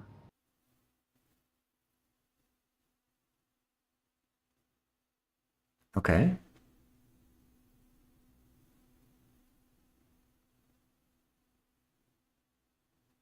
It's going good, Cook. We just spent nearly the entire 2 hours here on a single problem, but I think it's a good problem. So it's chapter 4, number 10. We're just looking at the answer right now. The problem was to use a galvanometer to construct an ammeter and a voltmeter. Mm-hmm. And hey, Jed.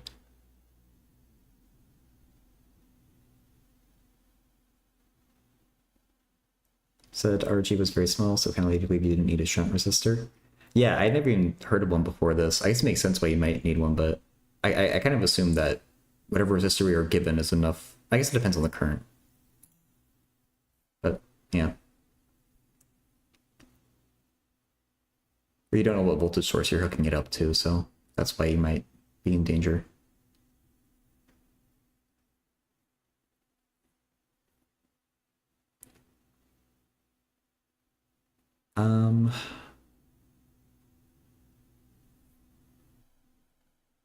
Chosen to be, if R sub series is chosen to be n times larger as R sub g, the voltage drop across R series n times as large as voltage drop across RG.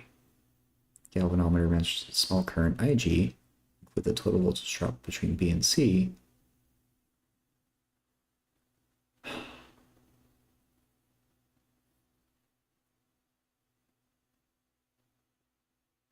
Right. Oh, and then we know all these. Okay, this is definitely a lot simpler of a procedure than we were thinking of, but I think we kind of were circling around it.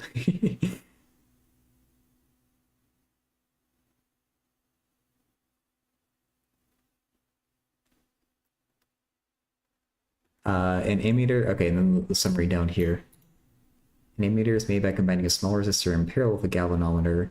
Combination is then inserted in series with the circuit. A voltmeter is made by combining a large resistor in series with a galvanometer, and the combination is then inserted in parallel with the given circuit. In both cases, there are minimal disruption to the given circuit, and the current passing through the galvanometer is very small. I'm sure I've seen all that before, too. I knew ammeters were in series and voltmeters were in parallel. I feel like that seems like a natural thing. Like we kind of, I guess at first we were doing in parallel for an ammeter, but we eventually arrived to the ammeter in series and the voltmeter in parallel, just like naturally. Yeah.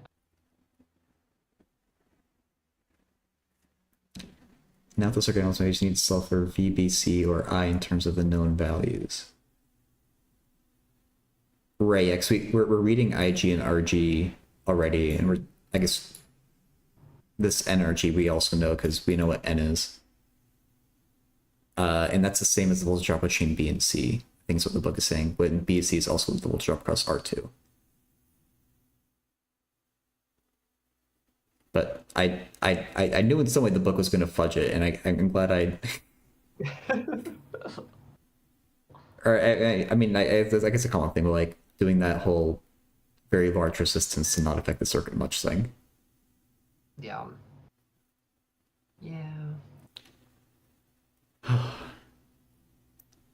Okay, well, we definitely don't have enough time to do another problem. What's another thing to say? Should we call the group here for today?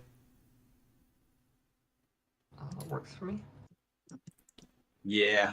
All right. So I guess we'll meet one more time on chapter 4, and then after that, we'll have our first one on chapter 5. Ooh, that's chapter 5. That's a good question. I don't know. Fields of moving charges. Magnetic forces. Ooh. Measurement, motion of charge, invariance of charge, electric field measured in different frames of reference. Ooh, we're getting into relativity. Uh-oh. Okay.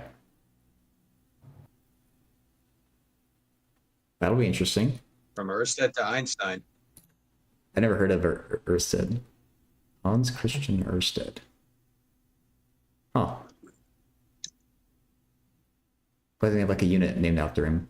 Or maybe he does. Yeah, That's usually how I've heard of I've heard of Ørsted's at some point somewhere. Okay. Tapping out after 2 hours. This is when we always tap out for the actual group. All right. Well, thank you both for being here. It's still a fun problem, even if it was hard. Yeah, thanks. I guess I'll hopefully see you next time. Take care, you two.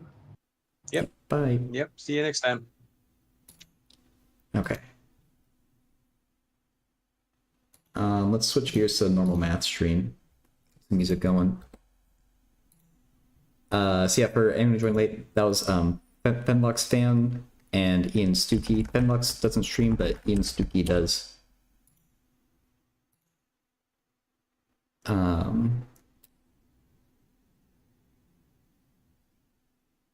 Do some Calc 7? What is Calc 7? What music am I playing? I'll play this. Why not? Actually, I can just switch right to this scene, can't I? My mic is on. Okay, good. All right, let me. Oh no. Oh, good. No, fine. I thought I forgot to hit go live on YouTube again, which I've done it at least like 3 times for these reading groups. There's calculus7.org. Oh no. We can try a C++ problem, yeah. In Jedwell too, it sounds like. Math questions. Okay, I've been putting from chat and internet my titles for forever, but I haven't gotten a math question off the internet in forever. Let's do answering math questions from chat and studying, because that's been more like what I've been doing recently. Okay, Twitch title and category are updated. Let's update the YouTube title and thumbnail. And then, oh, there's someone in the YouTube chat who was asking about a Kirchhoff's law thing. Are you still here? I think it was Physics 101.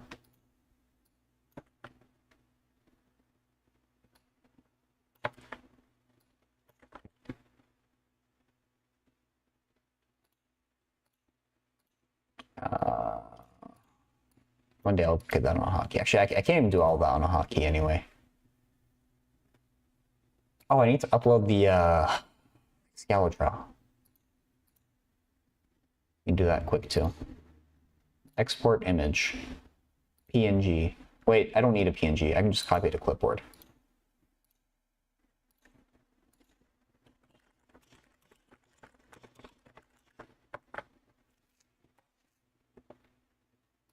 Okay.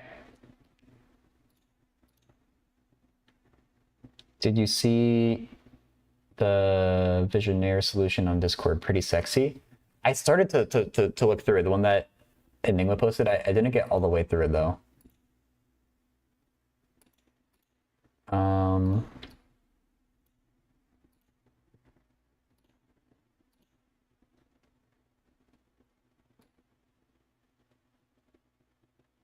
I really like the idea of like a dictionary attack. I know it's probably not the exact right word, but having that like dictionary there and looking through it.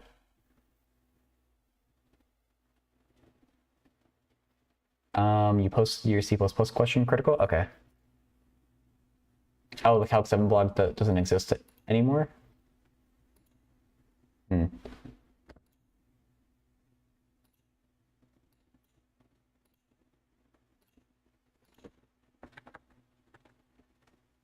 I'm just saying to try the Wayback Machine, that couldn't do it.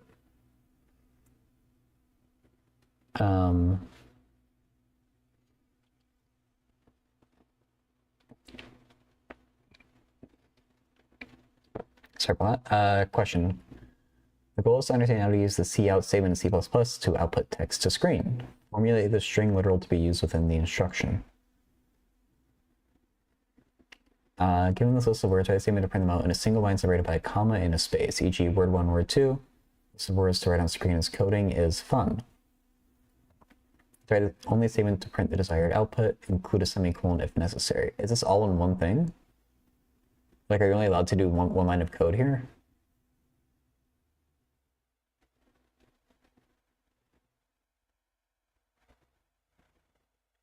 Only one statement.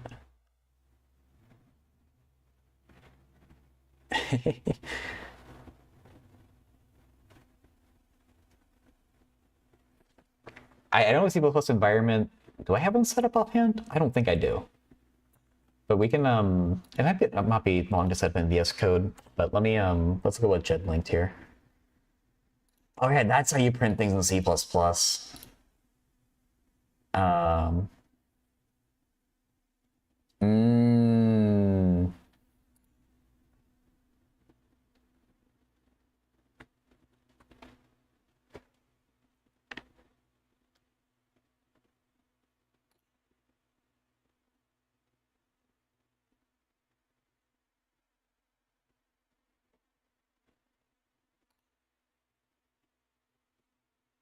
End L wasn't working for you when you did it like this?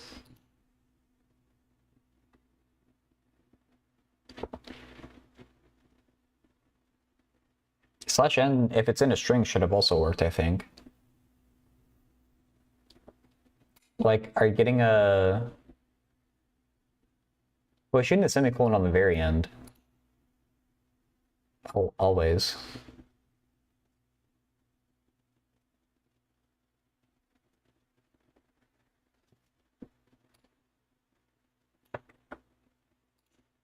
Can you type the prompt? Do you want to copy and paste the source code? Like, can I type what I would put, or do you want like this piece that's on the screen?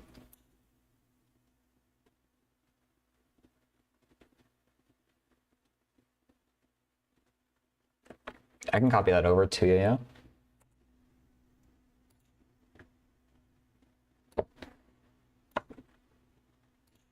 I'm not confused how exactly they want this formatted, but it's basically that idea.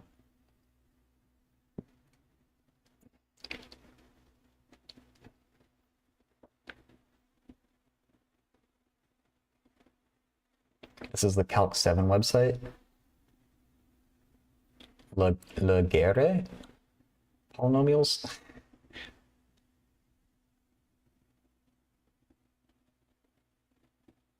I'll look more at it.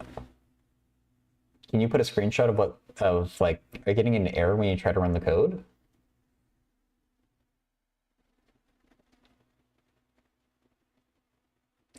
If you did the exact code, if you just copy pasted the code that I did, you won't have name and age like declared. But I mean they want it, I guess, as a comma separated list, so you might want cout coding comma is comma fun. Like that. I think it's kind of weird why that would, I feel like there should be something slightly more complicated with some variables or something, but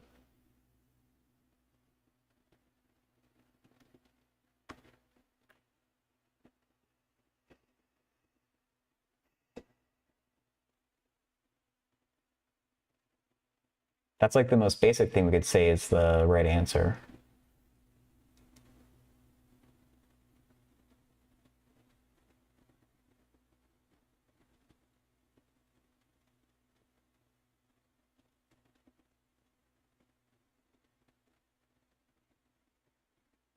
The output is different.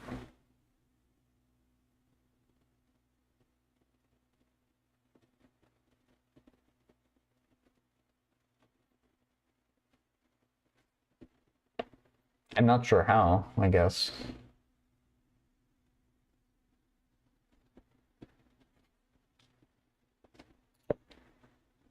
I feel like this matches what they say they want the output to be.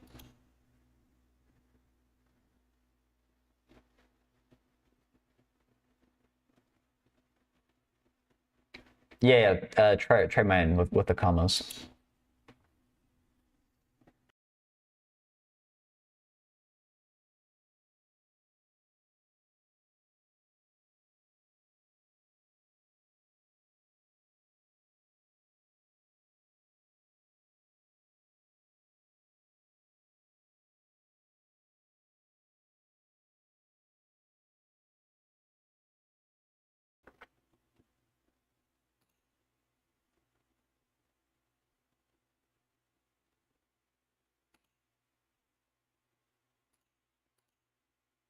Why are these forms so weird? I can see there's... Oh. Oh, we put it in a different thread. I see. Oh, it worked? Okay, cool, cool.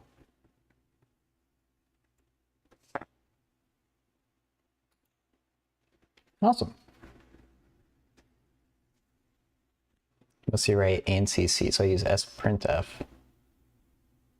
ANSI, I've heard that acronym before. I forget what that means though. Or you mostly write C#. Oh, you know what? There's a thing I wanted to ask you about. American National. Oh, okay. Oh, what was that? It was kind of weird. You'll see C#, you just haven't needed C++ in a while. Okay.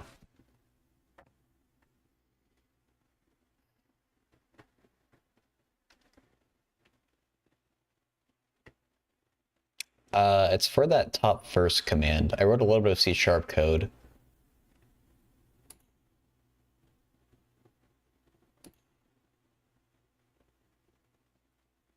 Where the hell is it?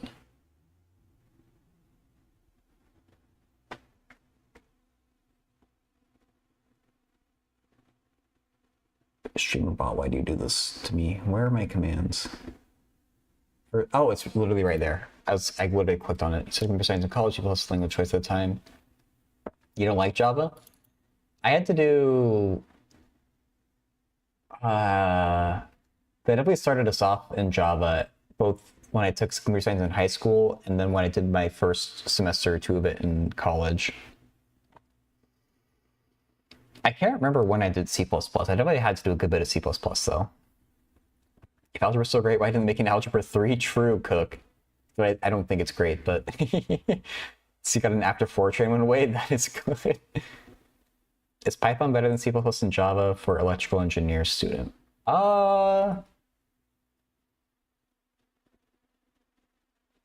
It probably depends what you're doing in electrical engineering. I don't really know how an electrical engineer uses coding to help. When you were in college, writing Java is basically learning how to write applets for web pages, not like Java. Oh. Like JavaScript? Do you ever use C++ and Java as an electrical engineer? I imagine you would use something like Python or something that's a bit more geared towards engineering, that has maybe a bit more built-in libraries or more easily available libraries to do stuff in.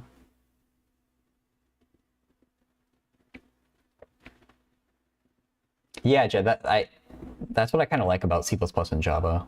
I don't really have a preference between those two, but I like C++ and Java, but I feel like it's a waste of time. Yeah, you probably don't use those directly. It depends where you go, but once you know one coding language, if you know C++ and Java, you can go to most any other coding language pretty easily. So that's probably why it's taught where it's a pretty like general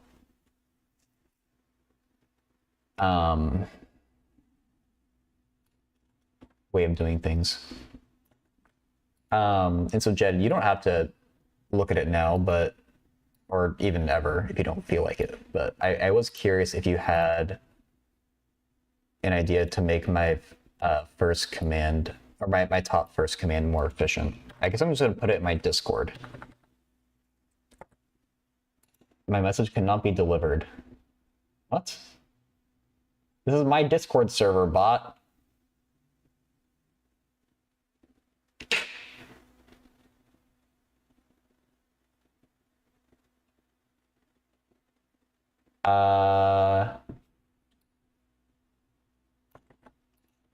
Why would it not be sent?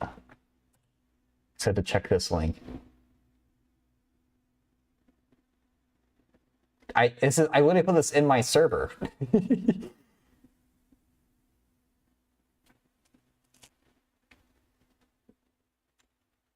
This isn't. I'm not sending a DM. Discord.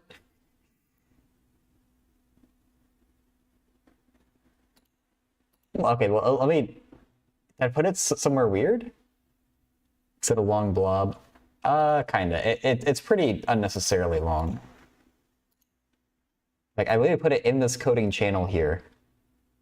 I can try to DM it to you directly, I guess, but I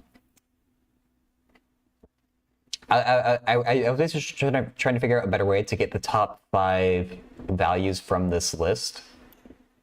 And I did it in kind of a janky way where I have a 5x2 array that's my top 5, and then I go through this list one by one and see if this should be in the leaderboard. C#, yes.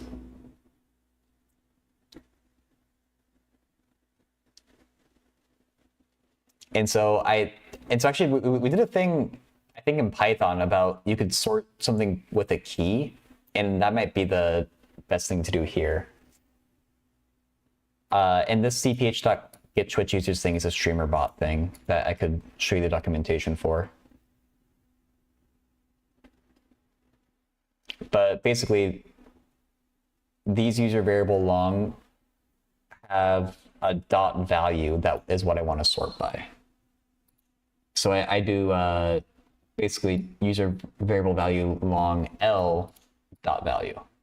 And that's the thing that I actually want to sort by. And that's like basically count of everyone's first. So this code, like, it works, but I know that it takes at least like 10 seconds to actually run, and it feels pretty like slow. Not at least 10 seconds, but like 5 to 10.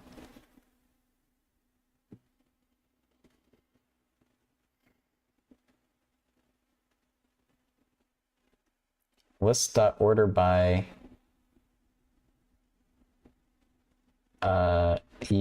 arrow u dot value to list.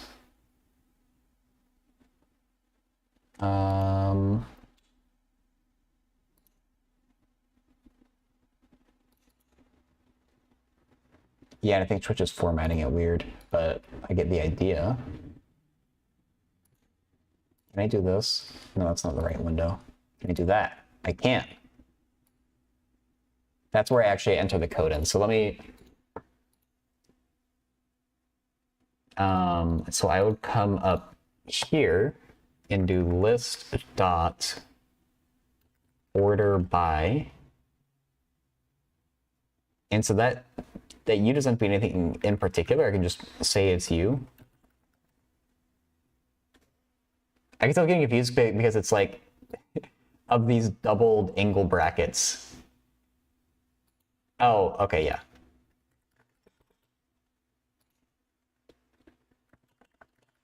Like that. I should actually...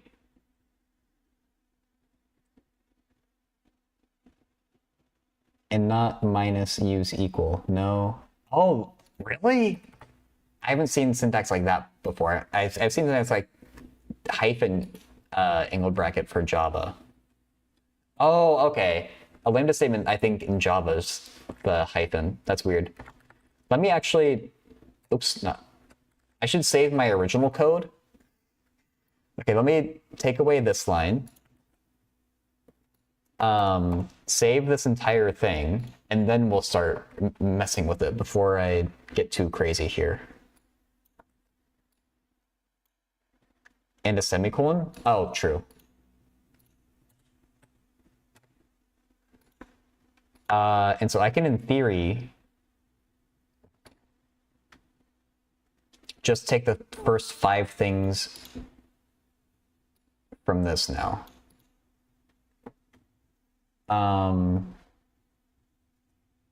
Actually, order by descending. Okay, I was about to ask that. If it's me ascending or descending. Hey, Dr. Nerp.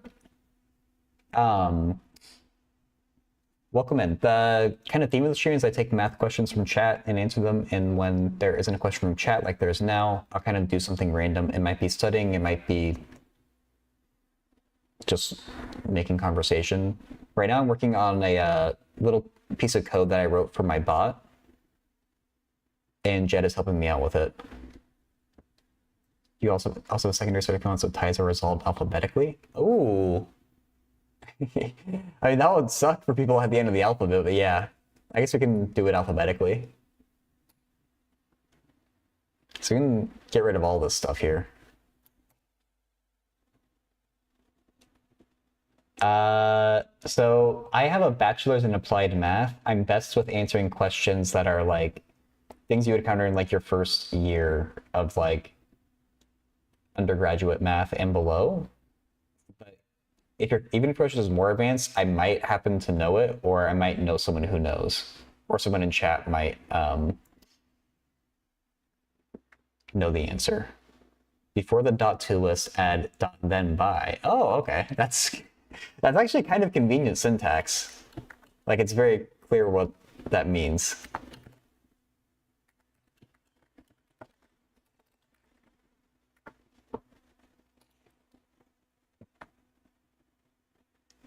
Sometimes Don dispenses dating advice too. I have done that. My dating advice is not to take my advice though, so I don't know if that's what you want.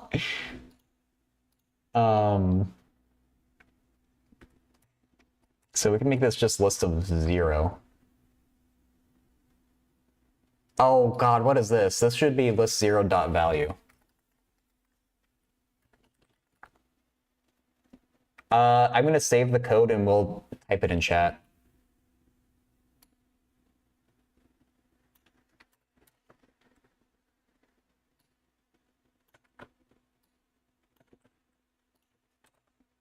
Well, let's see if it compiles as well, but...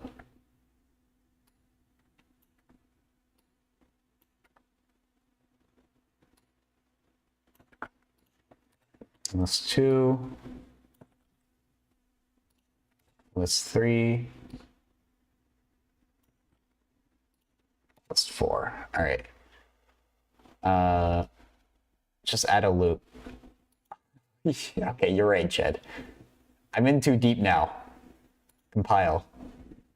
Let's just see if it compiles this first. Does not...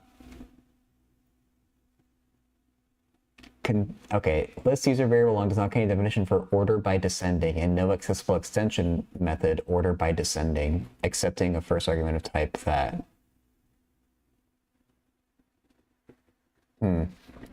I don't really understand how to differentiate functions from matrices to matrices. Do you know about this? Functions from matrices to matrices. I haven't worked that much with them. That feels like something that people would know about, though. Differentiate functions from matrices to matrices. Like, is there an example of a specific problem, even if you know it now?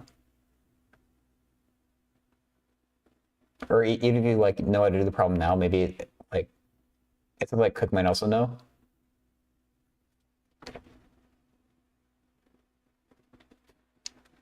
Change it. Oh, the negative instead of the then by?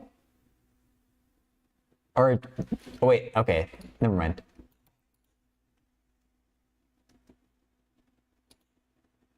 It doesn't like order by either. Same error. Is there maybe an import that I need?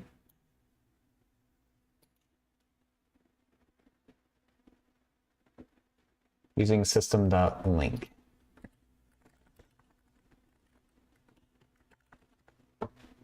Let's try it.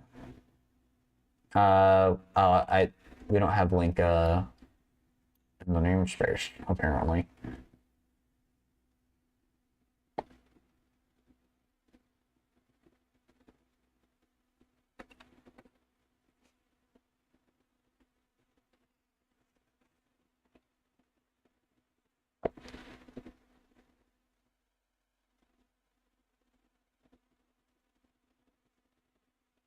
Hmm.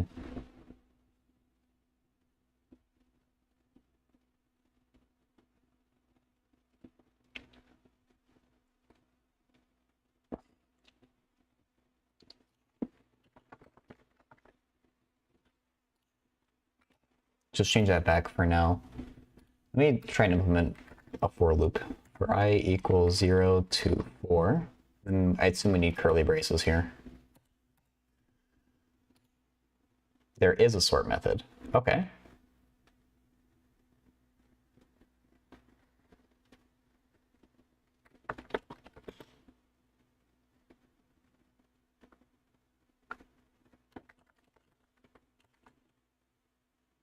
You'd have to define a comparator function. Is that the worst thing in the world?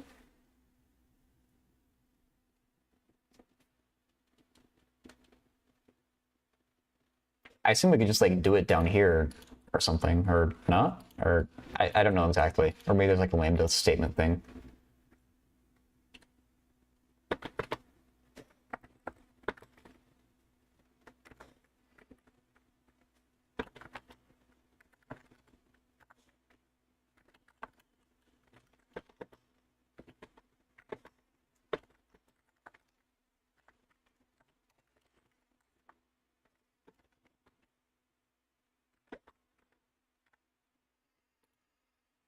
Does that get everything that I want in the for loop?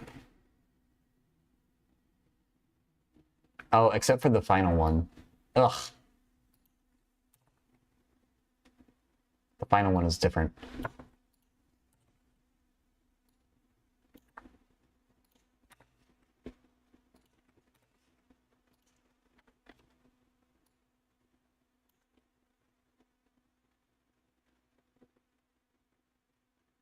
Oops, and that's a 5.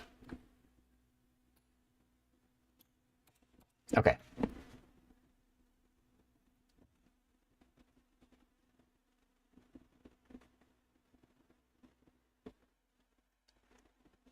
If you're coding this up, you can just rearrange numbers as necessary.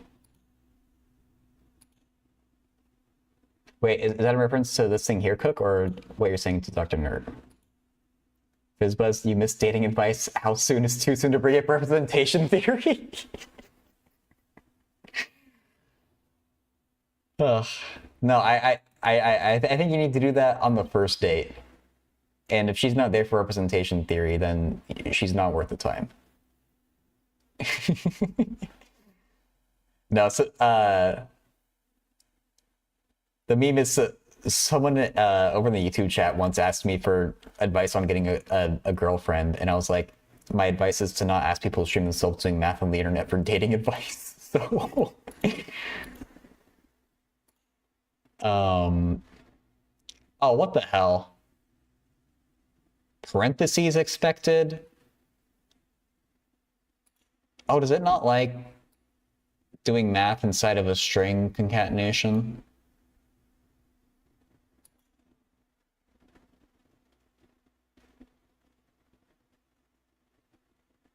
That's fine in Java. Oh, wait, what am I doing up here? I needed to delete this too.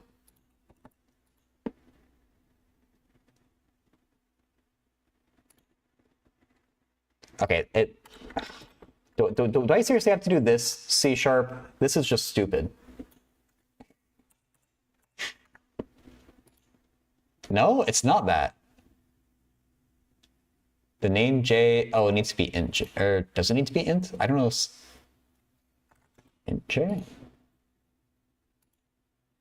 Oh my god.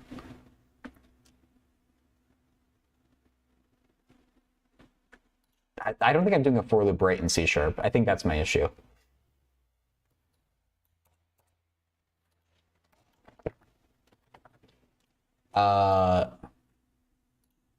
C# for loop.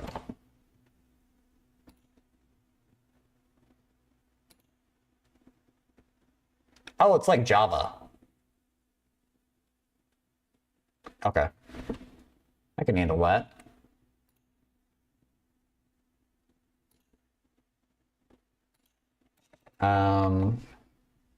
For int I equals 0,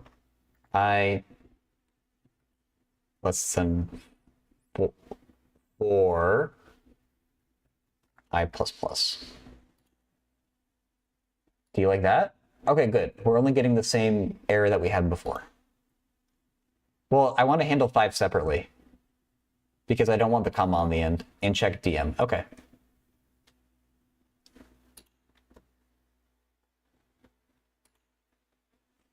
Oh. Oh, wow. Thank you for just writing that.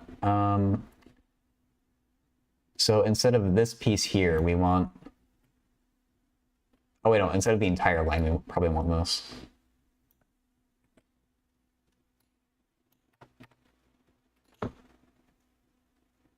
Can't believe you don't cuddle your braces, Jed. Looks so much better to me. See if it likes that. Oh god, it hates that. Is there... What the heck?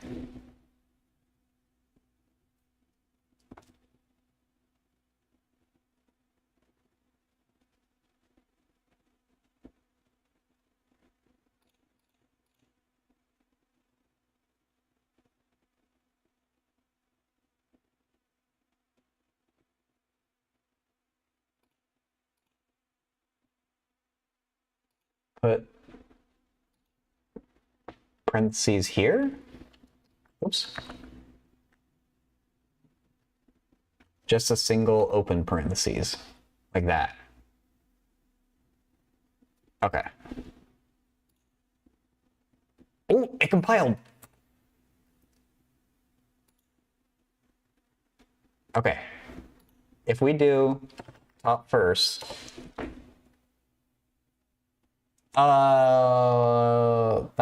it's not sorting it right. Huh. Stop the -1 and 1? Okay. Ugh. It's not the right StreamerBot window. There we go. You did ascending, I want descending. Switch to -1 and 1.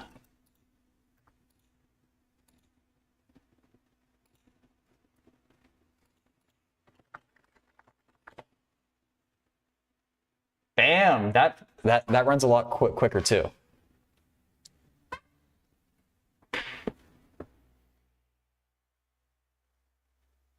And I don't know how it was. I see Thunder and Anders are tied. I don't know. I guess whatever character that is for Anders comes after Thunder. So I guess it makes sense with ASCII or Unicode or whatever it would be.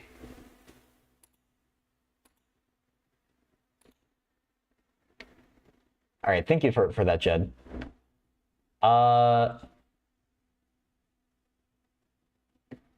Do you want me to add the secondary sort? Oh, it doesn't do that now, right? I don't really care that much about it. If it's easy for you and you feel like it, then sure. I forgot that it wouldn't be in that. I don't know, Obi, I feel like how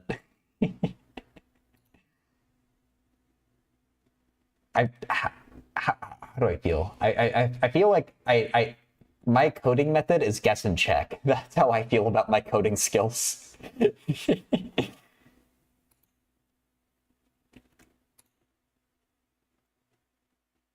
I just get too lazy to figure out what the code is actually doing. And I'm like, oh, I'll just try that.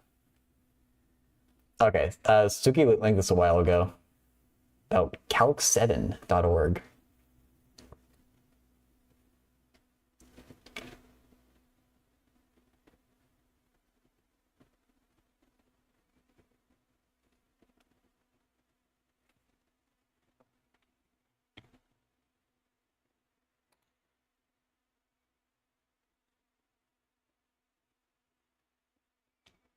It's kind of cool to actually be able to like write code to make the stream a little bit better, though. Like, I like being able to use my little bit of coding skills to do that bit. All right, let's try out this. You added the corrections that we did. Okay, awesome. That's you're doing it wrong, OBS. Thank you. How do you pound? Double slash? Ah.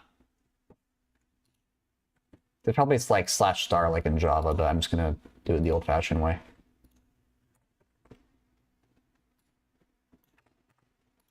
And I'm gonna correct your biggest mistake here, Jed, and fix that.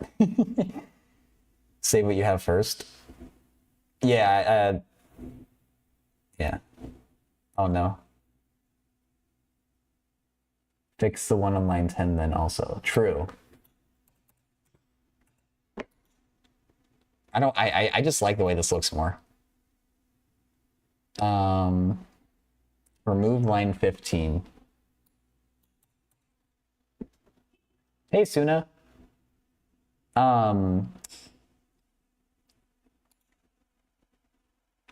Operator angled bracket.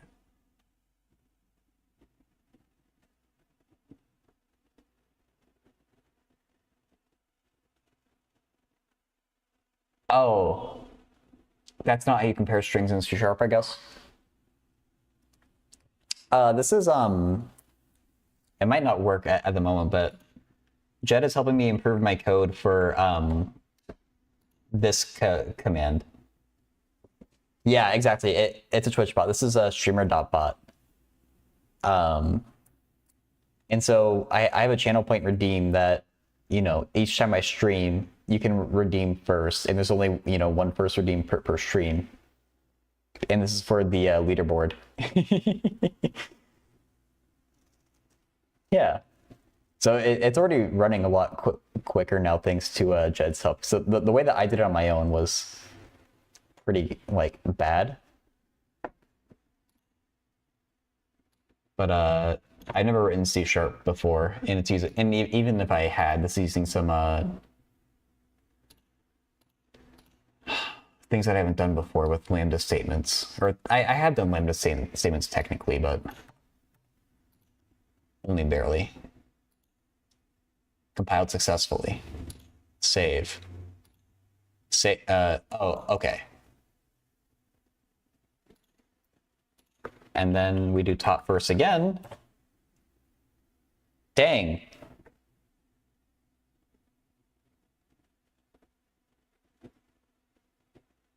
I wonder why Jed _ Levi has a first. I wonder why Shinrod is doing that. Forgot the -1. Oh, okay.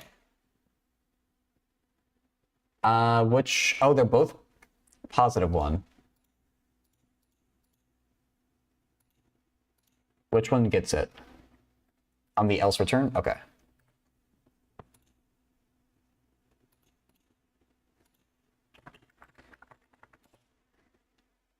Hell yeah. All right.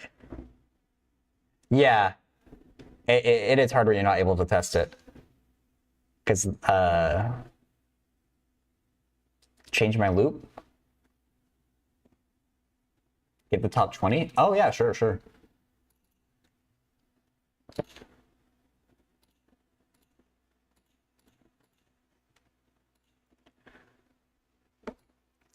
I'll do that in a minute.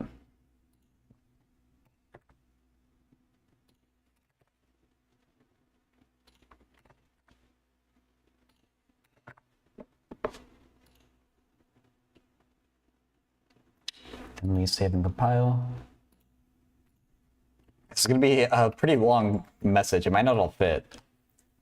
Oh, it does fit.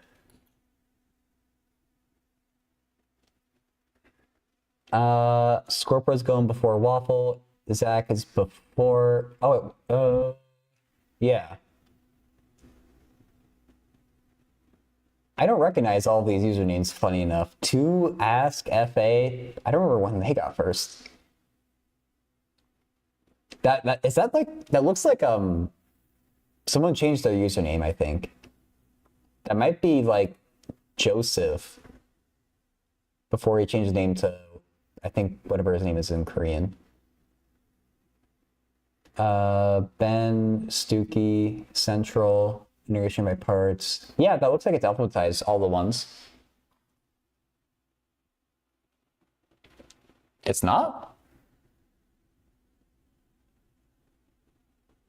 I don't see which one it's getting wrong. I, J, K. Oh, you're right.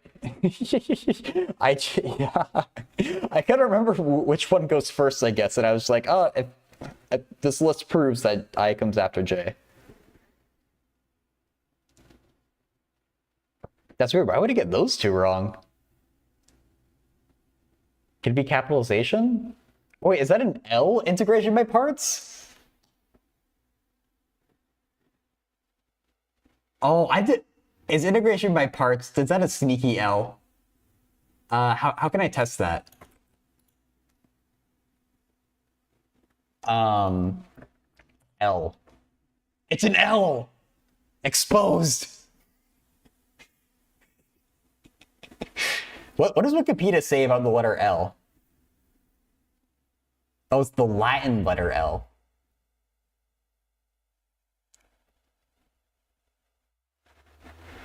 Egyptian hieroglyph, Phoenician Lamed? Western Greek lambda. Etruscan L. Latin L. No, yeah, it's just... Next time I see an integration by parts, they're getting called out. I was sure I saw oh in another channel. It could have been someone else trolling. Oh yeah, I haven't seen oh. Oh, you know what? They said they changed their name to that as a joke, and they want to change it back. I wonder if there's someone else now. That could be the to ask FA0 thing. Twitch is going to ignore new lines, I think. Like, if I can do like A, Shift, Enter, E, or D. Yeah, that D and E were on two separate lines when I entered it, and Twitch ignored them. Yeah, no, I mean, I was just testing if Twitch strips out new line characters. It seems like they do. But Jed, I think this code is right. Integration by parts just has an L instead of an I. And this is a different part where I comes before J, but... J and C central and integration by parts are sorted correctly.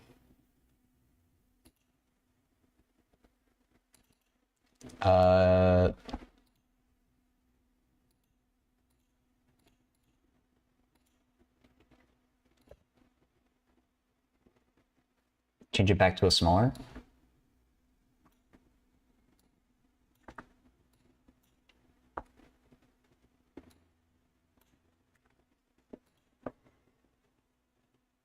Oh, I can do that too, yeah.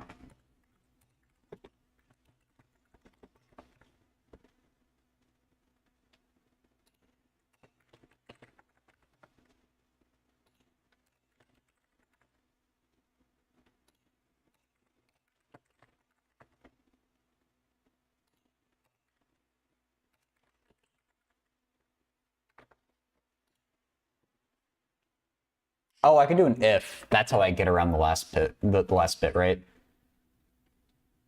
Oh, you're gonna do a fancy thing, I bet. Like the one-line if.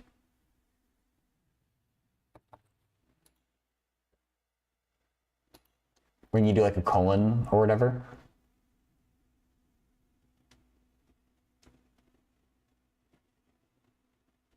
Yep.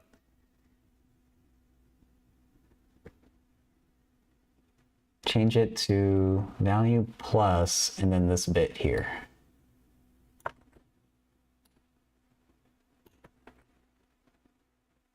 Comment line 26 out.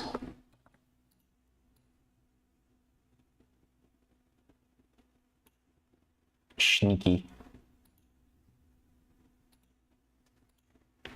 It seemed to. Oh, I should have hit just compile, but oh, maybe it's not compiling. Cannot implicitly convert string to bool.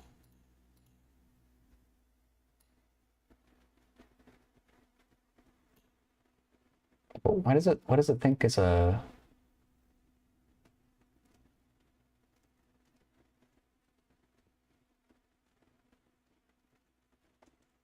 minus? Where? Her dash?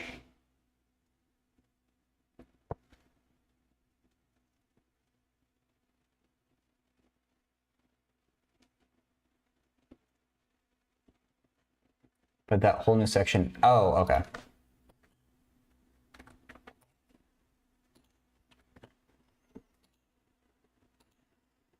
Okay, that compiles.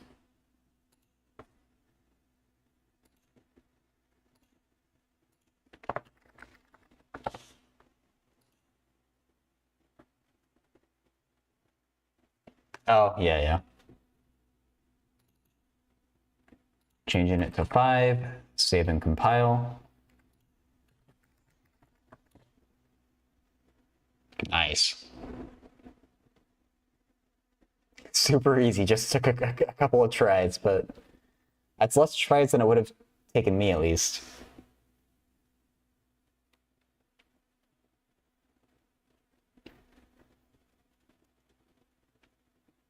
All right, well, that's cool. Thank you for the help there, Jed.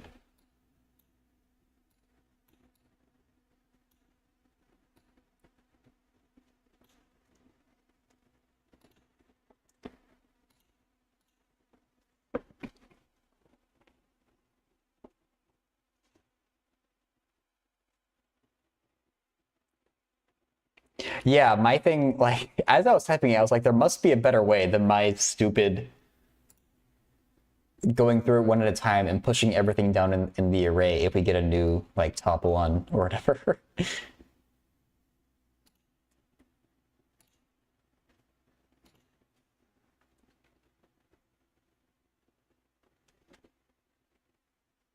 Yeah, that too, for the length of the list.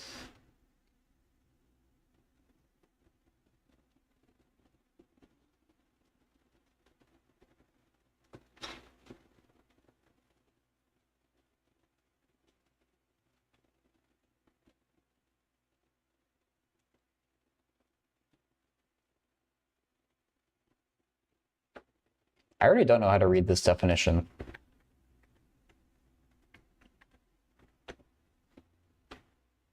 D by dx of what? Itself? Like, is this some kind of recursive definition?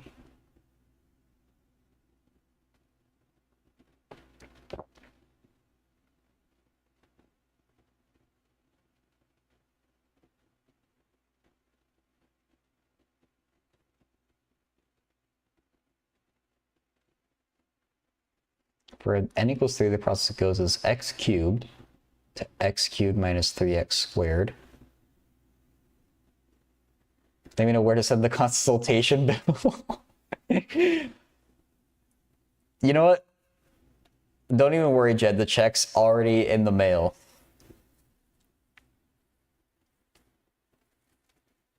No one's like ever told that before and lied about it. No one's ever said that before and lied about it. That round container by my feet is not a valid response. Well, that's good because the nearest trash can is actually more of a rounded square and it's over in my kitchen. So.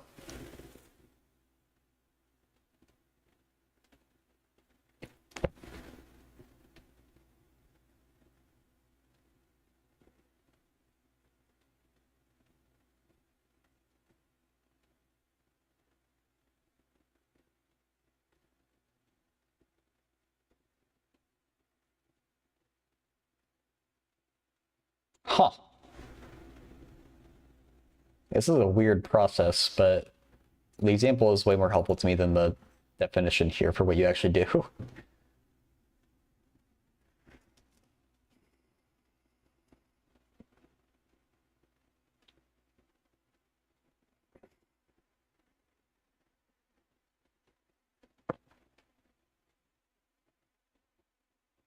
Where's even...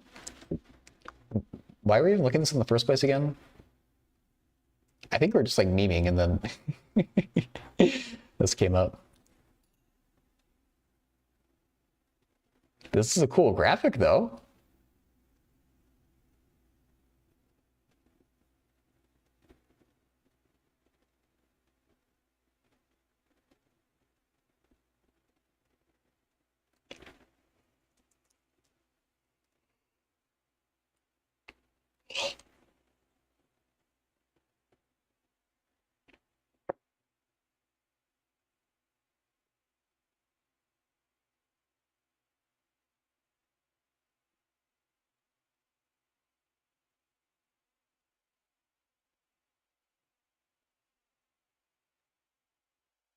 Hmm. Okay, this is getting complicated. I want to do something slightly less complicated. I don't know what that thing is though. What should we do? I think it's a question that's like pending from chat. Could look at the math Discord. How many threads are there open? Then there's some threads open.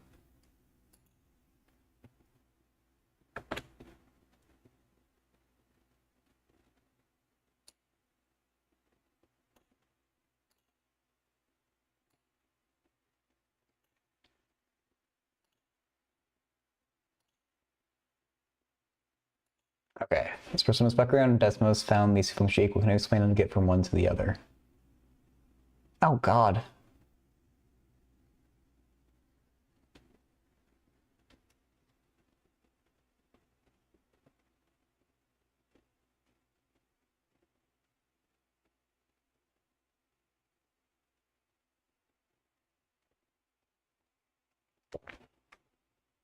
So if we ignore the sine function, which the term sine is confusing because I don't mean sine and cosine, I mean positive or negative.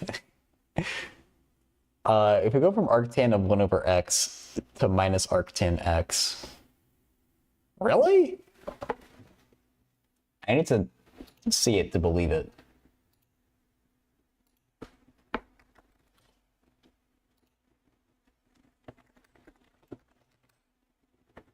Oh, maybe this is possible. Does arc... Wait, really? Huh.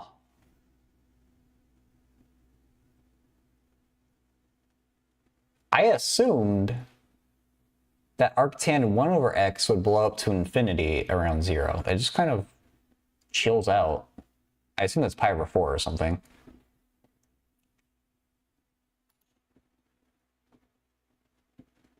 Oh, I can see it.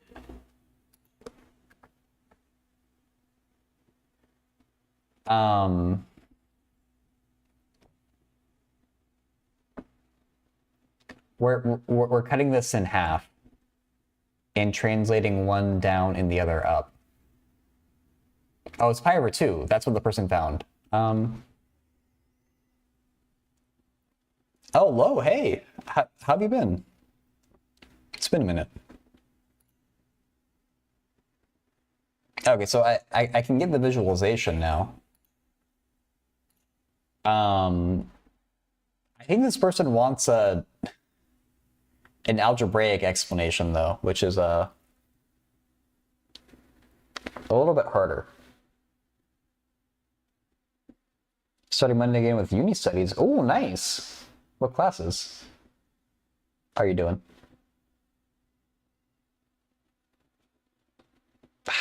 I don't want to figure that out algebraically.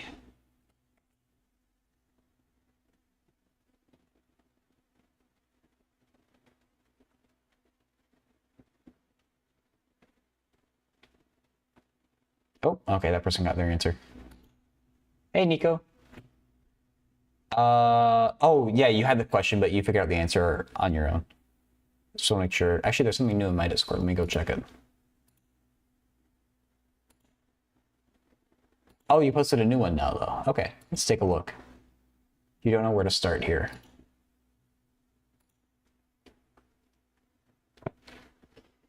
Fill in the missing values in the table below for P of T, Q of T, and the composition R of T equals Q of P. Huh.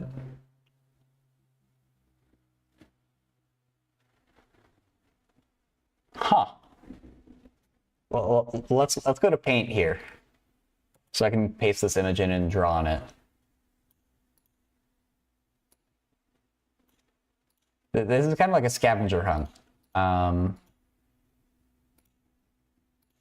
gonna have to skip around this table, I think. Ugh. Copy, paste. There we go.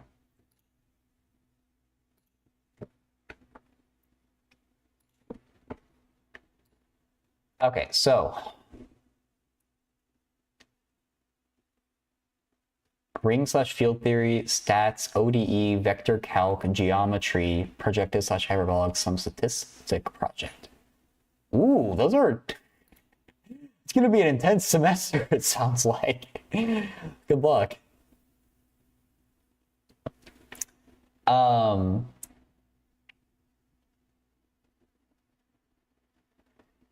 Okay, so if we try to go from top to bottom here, in this box here, we want to fill in, we know P of T is 4 in this situation. We want to figure out what Q of 4 is so we can put it in this box here. So we come down the list of T's here, we find T equals 4, and thankfully we're given that when T equals 4, Q equals 5. So we can put a 5 up here in this box. That's what I mean by like a scavenger hunt. We're gonna have to go up and down the table a lot. And then over in the second box, we want to figure out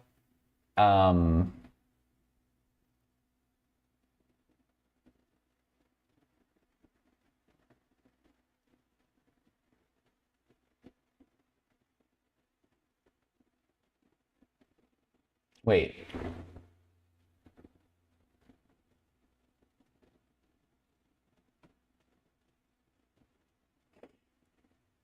When Q of T is 5, what?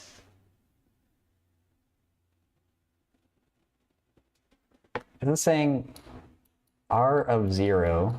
I need to actually write out what this first line actually means. Okay, so if we let T equals... I'm taking this definition here and letting T equal 0. I'm questioning everything now, Fembox. I don't know. P of 0 is known to be 4 from that right there.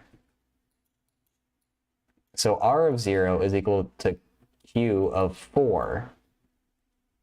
Q of 4, we know from here, is 5. But that's not Q of 0, though. Oh, that's the trick. Okay.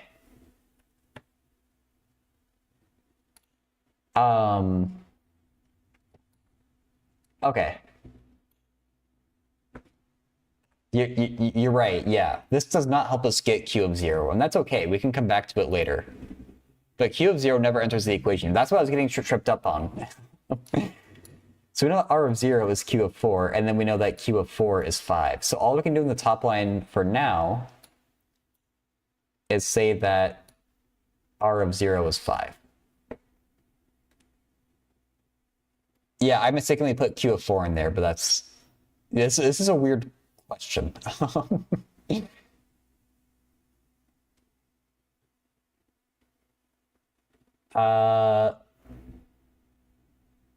So can we figure out Q of 0 now?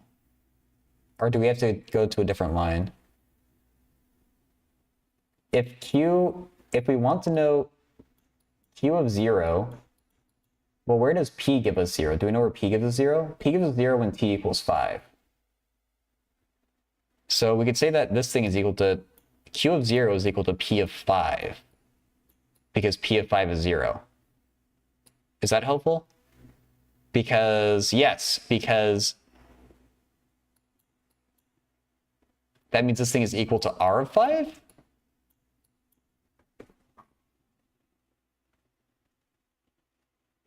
So what we've shown here is that Q of 0 is equal to R of 5? And R of 5 is 3.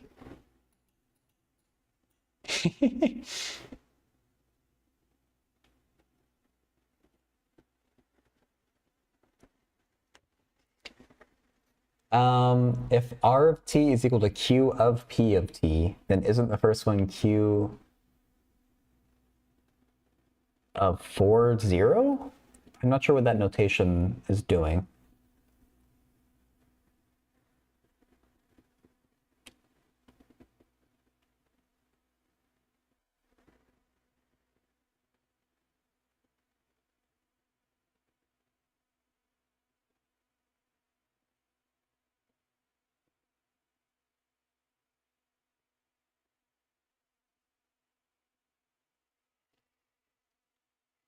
I'm not sure what that 4, 0 thing is at the very end of your sentence or your question.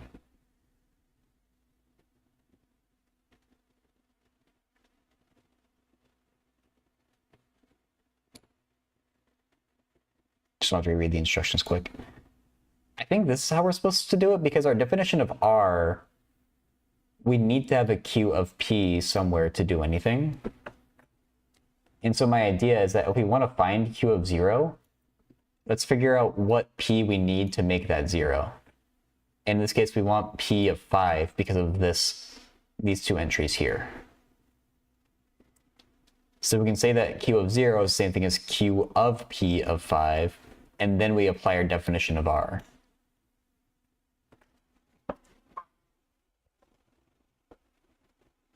And so I think that means we have a 3 here. This is a funky question, though. I should get rid of this thing up top.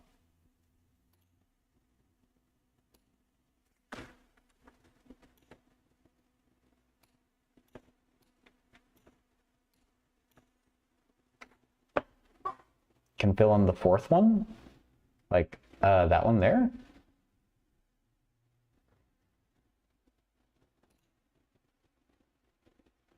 T equals 4. Oh, true. That one we can do directly, can't we? Because T equals 4 means that we have... It means that R of 4, which is what we want to fill in this box. If you have unlimited attempts, yeah, if it doesn't affect you, try it. I got 3 and 5 so far for those top two.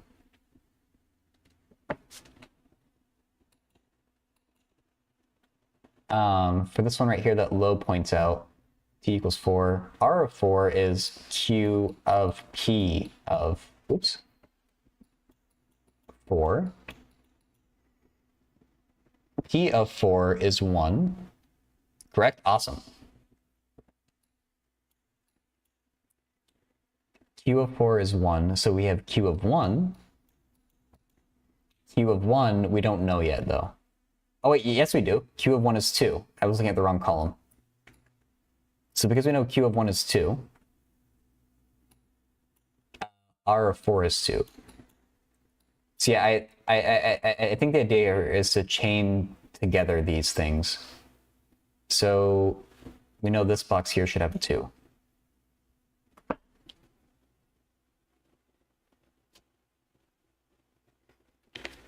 Let's see if we can figure out T equals 1, like that box there. So if T equals 1, we know R of 1 equals 1.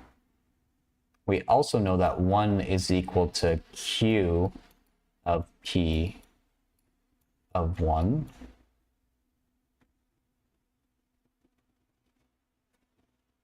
Okay. So if you're asking that, let me start from the ground up then.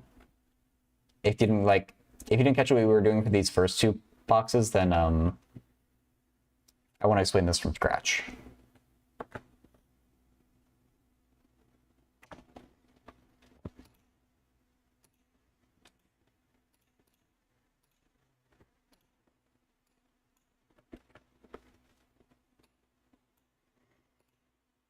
So the question is to basically use this definition to your advantage. And you have to be very careful about how you do it. It's very easy to, oops, I didn't resize that window. It's very easy to kind of like mislead yourself like I did when I saw this. So let's start analyzing this first line here. When t equals 0, that means r of 0 is equal to q of p of 0, right? Because that's just this definition here, but with t equals 0. R of 0 is what we want to find. So let's try working with the right-hand side until we hopefully get an actual number.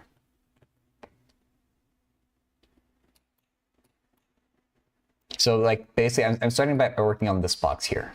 That's R of 0.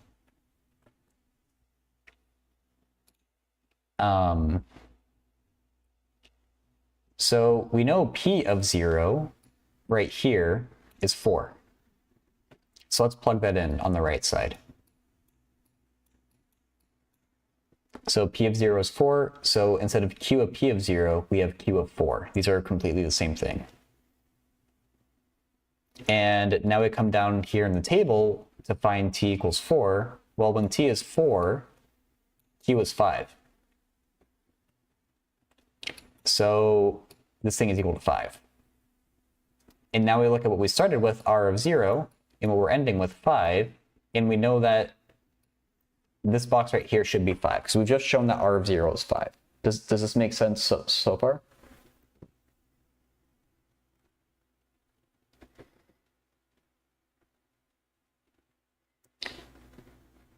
All I'm doing is using the definition that we were given up here and plugging things in and hoping that it makes sense at the end.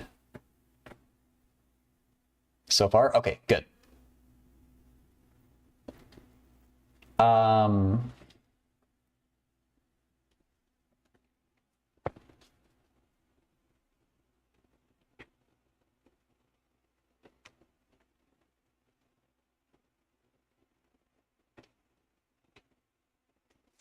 All right, so if we want to get, so we said that there's a 3 in this box. Let's try working on this box next.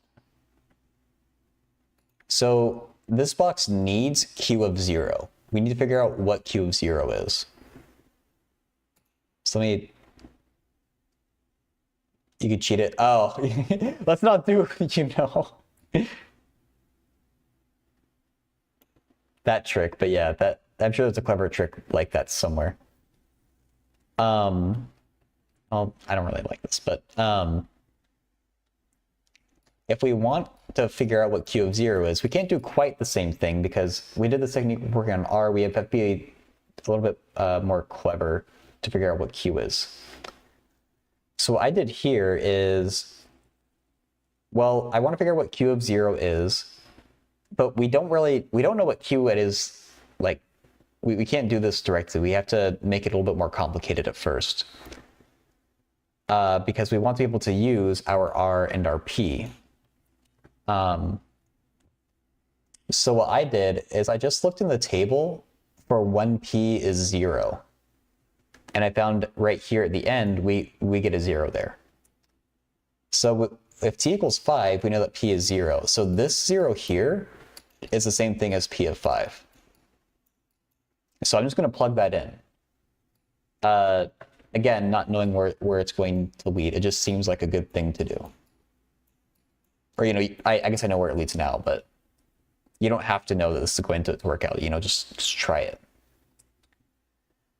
And the great thing about having this is that we know this thing is equal to R of 5 by this definition up here.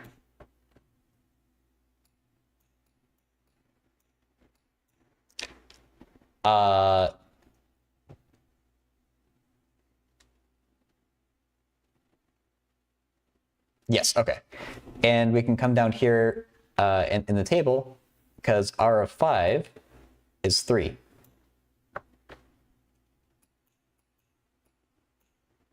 And so now we look where we started from, where we ended, Q of 0 is 3. That's the exact thing that we wanted. That's why we know a 3 can go up here.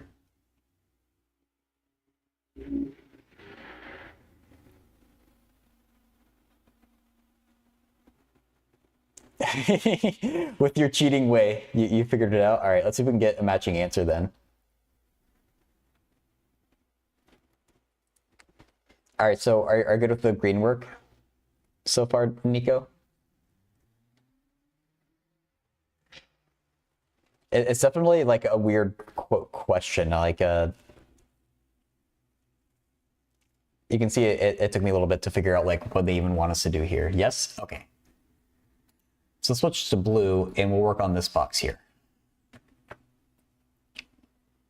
So we want P of 1. I haven't quite worked out how we're going to get P of 1.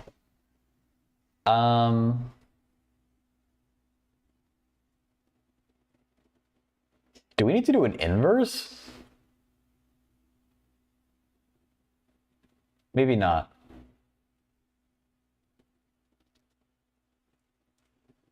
Do we?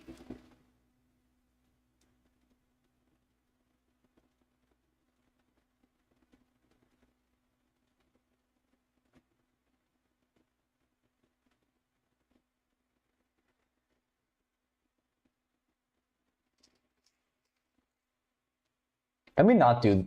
Maybe let's skip over.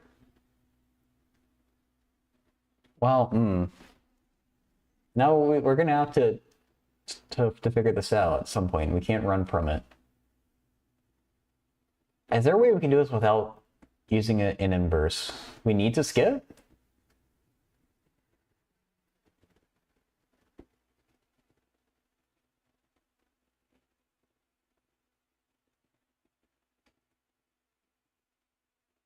Do t equals 3?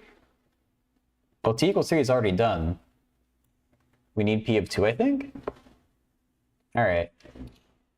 We can skip it then.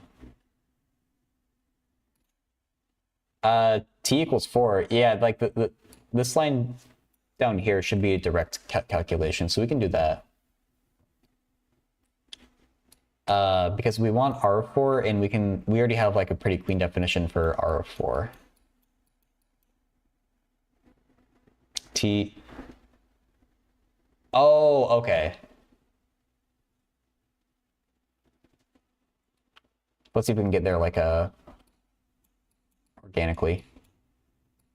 So by definition, R of 4 is equal to Q of P of 4. Working on this line down here. And R of 4 is the exact thing that we need to fill in for this box here. Oops, what? Oh no. Okay. Accidentally pasted the image again. So, oops. Let's look up what P of 4 is and plug it in.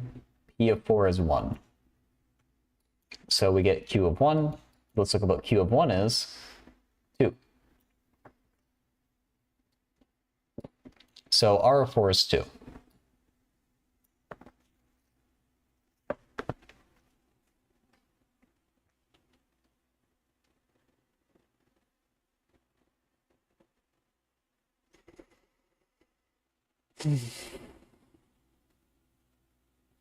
Oh, your t equals 3 thing is to get this box.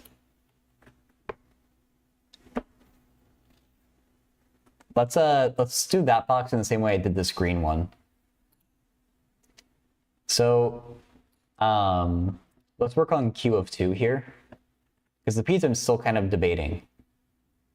But the Q's, we can do the same thing for this box that we did up here for green. So Q of, we want Q of 2. So let's look down the list of P's for what value gives us 2. We get 3. So we know that 2 is equal to P of 3. Oops. Q of P of 3. And now we apply our definition of R. We know that this thing must be equal to R of 3. And R of 3 we can look up in the table to get 4. So Q of 2 is 4. Cool.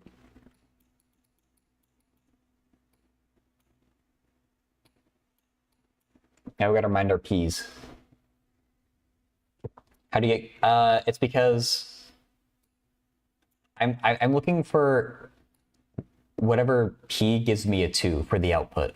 So I look down the list of P's, and once I see a 2, I know that we want to wait. Yeah, P of 3 is equal to 2.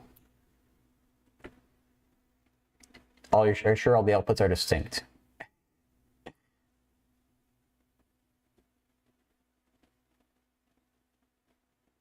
It would probably be a. They don't say that, do they? But if there's duplicate values, it might not be a possible question, or there might be multiple valid answers, which I don't think they would do.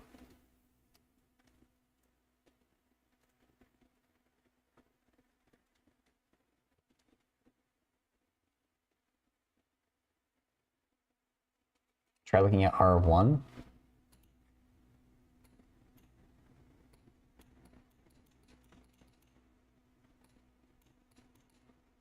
Q of P of 1. We don't know what P of 1 is. Is this... But we know that R of 1 is 1.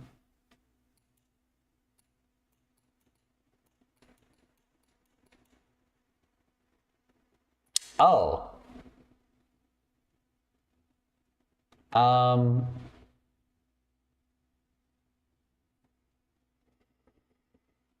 So whatever Q gives us a value of 1, P of 1 is 5.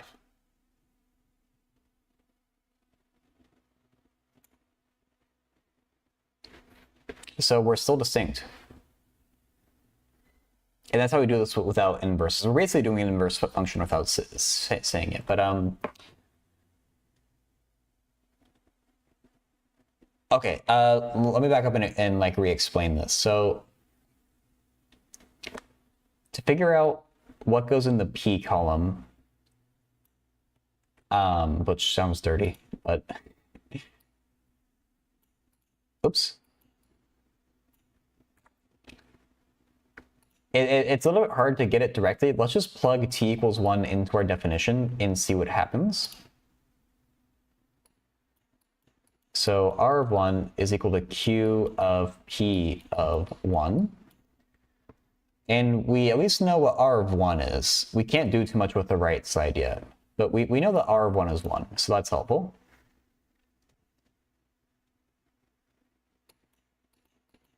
The big D?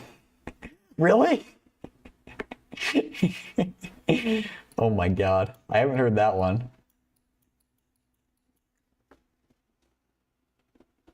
Zach, hey! How's it going?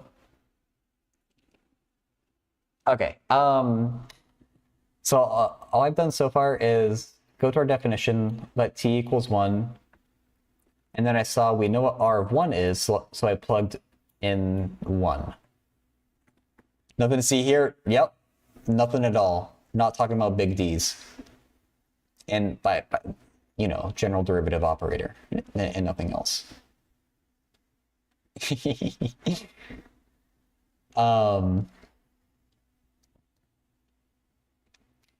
And so how I thought about this is that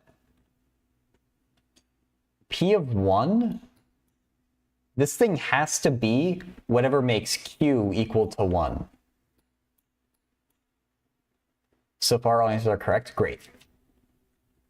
So P of 1 is forced to be whatever makes Q to be 1. That's how I'm thinking about like this thing down here. So when is Q equal to 1? Let's look down the list here and find where in Q equals 1. Here it is, we get 5. So we know that Q needs a 5 inside of it to get 1. So this statement is also true.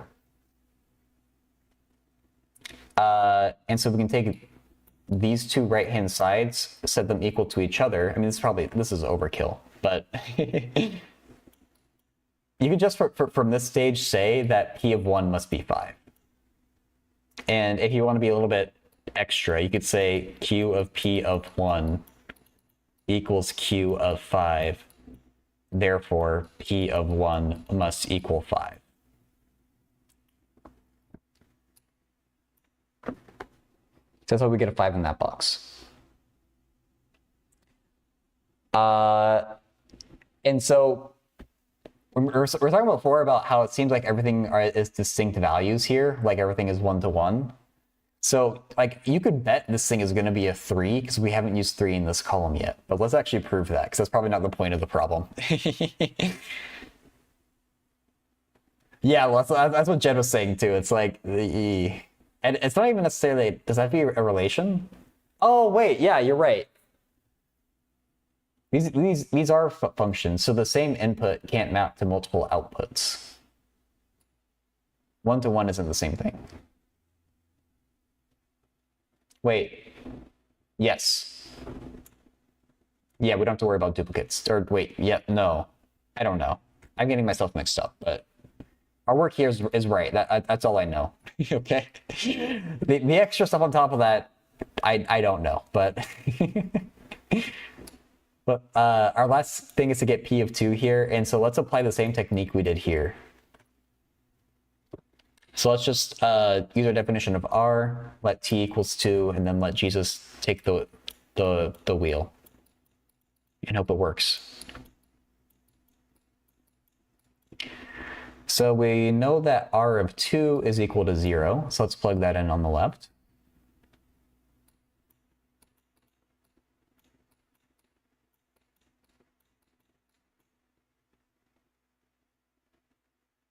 No, the same, I probably said it wrong. The same input can't map to multiple outputs. But I think I was conflating what you and Lo were saying, which I don't think you were saying the same thing. I'm getting the directions mixed up because, I don't know, functions are stupid. They're not, but okay. Anyway, the same exercise here. So P of 2 must be whatever value makes Q equal to 0. So when does Q equal 0? Look down the list. Q equals 0. When Q has a 3 inside of it, we get 0. So we can also say that 0 is equal to Q of 3. And oh look, these are the same thing. P of 2 must be 3. So there we go. For each column, you need a slightly different idea, but they all rely on this definition in some way.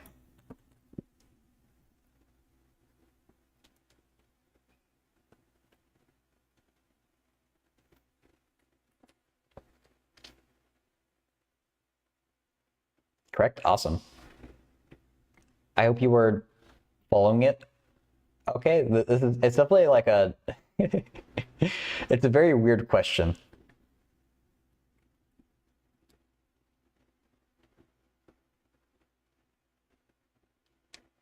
I feel like there's almost like you could almost solve this like a Sudoku. You think you got it? Okay, awesome. You'd almost like pretend like this is a Sudoku because they're probably not going to throw like duplicate values at you. And so like, you know this column doesn't use 3 and 5, so those two should be 3 or 5. These two should be 3 or 4 because they didn't use 3 or 4 elsewhere in the column. So you could almost guess and check your way around this too as like a cheesy way, but Ramsey, you have a prompt you've seen in research and pre-calculus. Oh, really?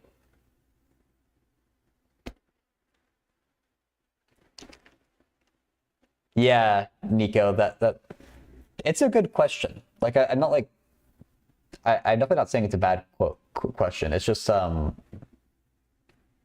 it's definitely difficult to wrap your head around. Or I had a hard time with it at first, so. P1 has to equal 5 since Q of P of 1 equals Q of 5.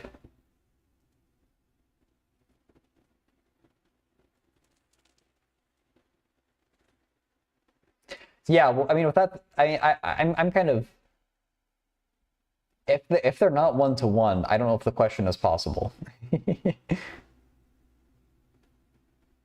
Oh, true, Nico. That's the true cheese. If you get infinite attempts and no penalty. Cheating was always an option. Yeah.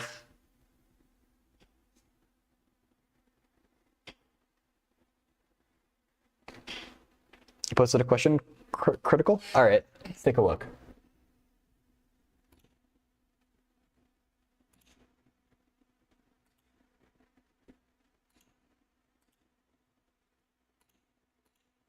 In the C++?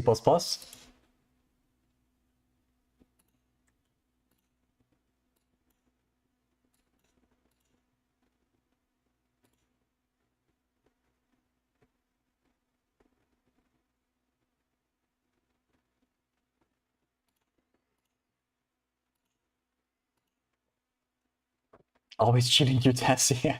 It's amazing the lengths that students will go to like come up with cheatsy ways to like do things, myself included. I'm not judging, rather than just doing the actual work. I don't know how readable this is on stream, so let me make it bigger like that.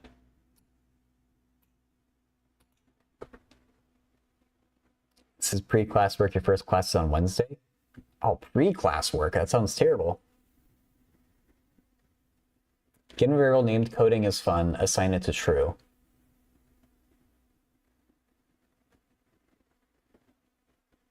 You can do that on one line critical. I assume that's the only issue. Otherwise, it looks good to me. Coding is fun equals true. Like you can do both of them at the same time.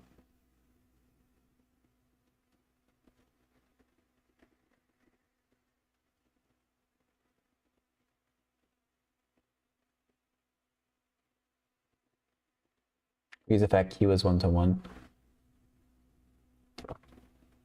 Sending over all my programming questions to you in honor of your victory. Oh God. I'll send them all over to Jed. I'll look at them in a second, Brian. I did this too before, but it was wrong as well? Mention the weakness we can review in class. Oh, okay. That's fair, Nico. Yeah, well, this is supposed to be written in C++.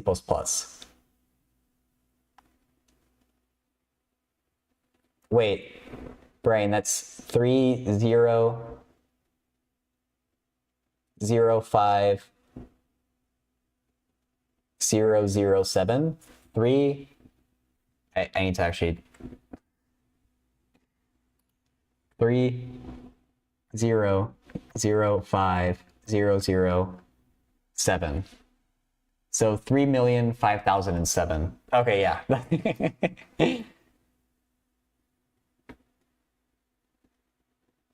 I was like, oh, those are multiples of 7 separated by a 0. Okay. Given a variable named coding is fun, assign it to true. Yeah, in C++, you do just write bool, right? Not boolean? Or is it like a capital B or something weird?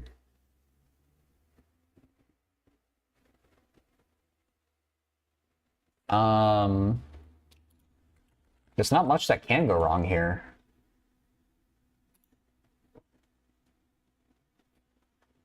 Oh, this site does almost the exact, what? Oh my God, this is the tiniest Firefox window you ever have seen. Okay.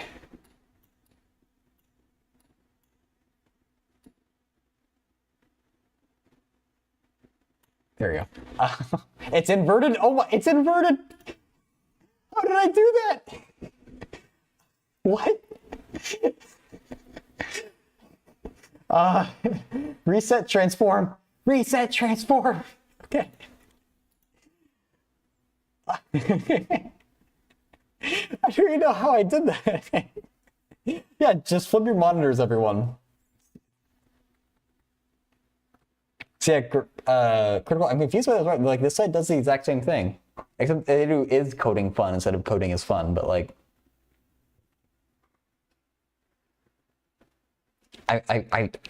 how is this wrong? But then Don's, yeah, true. Given a variable named coding is, oh, are you given the variable?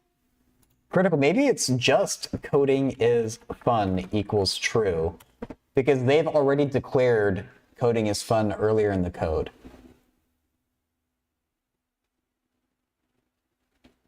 This is the French Prince of Twitch episode, because my life got turned upside down.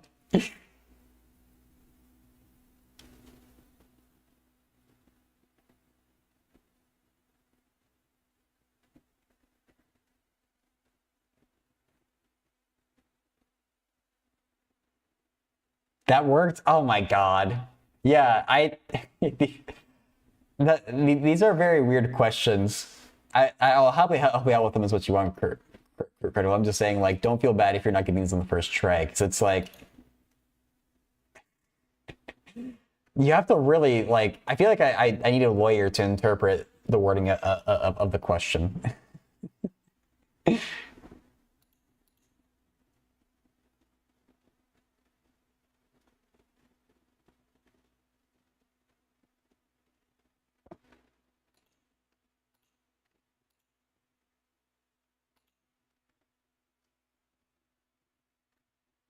Oh, okay. Any other questions from chat? Let me mark that one as answered.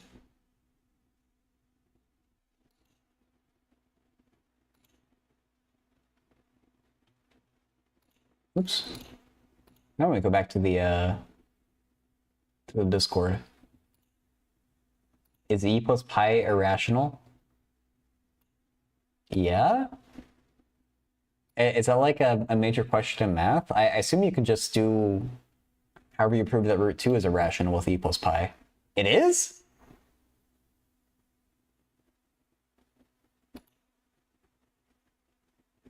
Huh. The only way it can become rational is if the infinite digits somehow like perfectly align to make like a periodic decimal, which I guess that might be hard to prove in that sense. It is an unsolved problem, huh?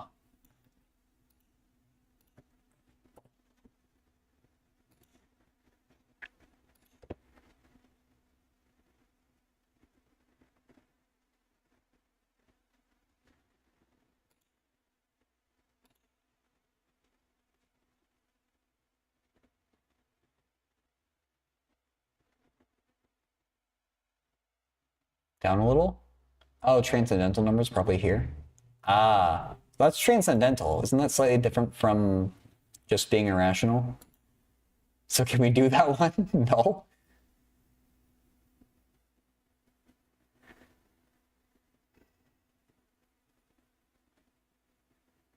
Yeah, I think when things are, it's also the irrationality is outstanding. Because I know with like transcendental numbers, it's way harder to show a number is transcendental than it is to show that it's irrational, isn't it?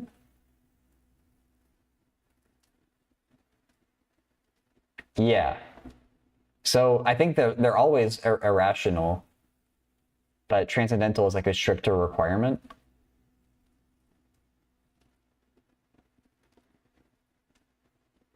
It's open for irrational as well? Really? I mean, I could see that being open too. I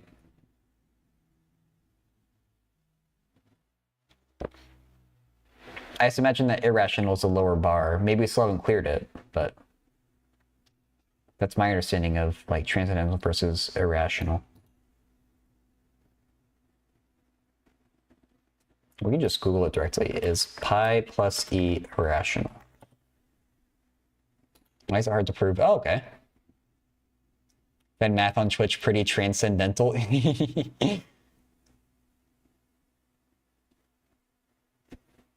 It is still an open problem for irrationality. Okay.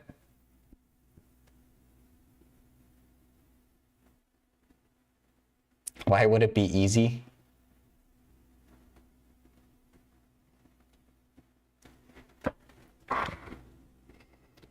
Some other would be an algebraic solution to pi plus e, but if it's irrational but possible.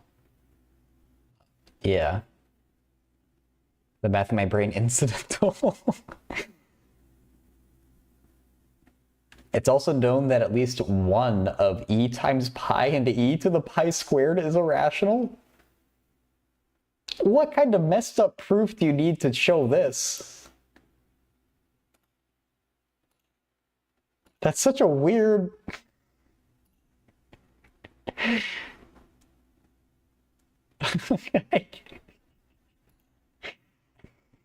It's just so specific, yet not specific. Of course it's on Math Overflow.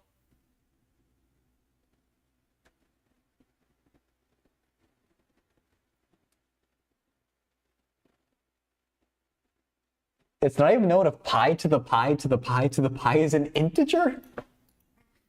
Oh my god.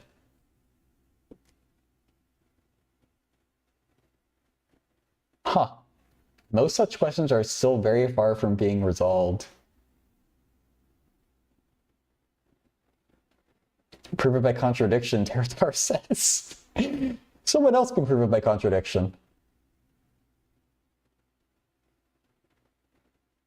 A neat question once on Math Overflow was about some contrapositive, some statement, and they bullied me out because there's a solution for the non-contrapositive statement. They said it was repeat. That sounds like Math Overflow. Just reading through the posts on Math Overflow are like it's so niche.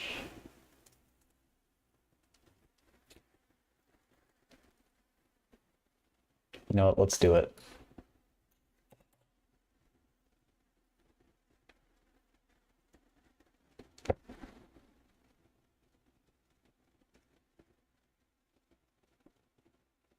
There was I remember with someone in chat playing a little game where you take 2 questions off Math Overflow and you make up a third question and the other person has to figure out which one you made up because the terms are like the things are just so specific and weird that like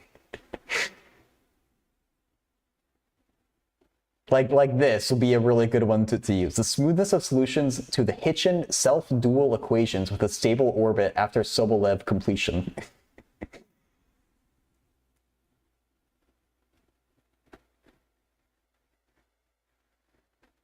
This was yours? Let's see. I mean, I can see wanting to have a Gesundheit. I mean, I can see wanting to like only consider certain types of questions or something like that, but I guess it depends on how you do it.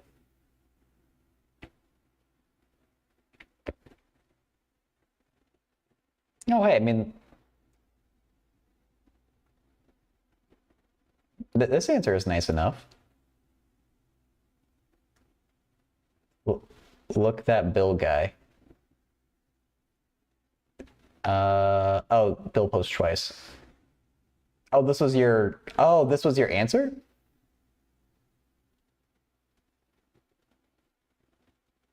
Oh. No, his, okay.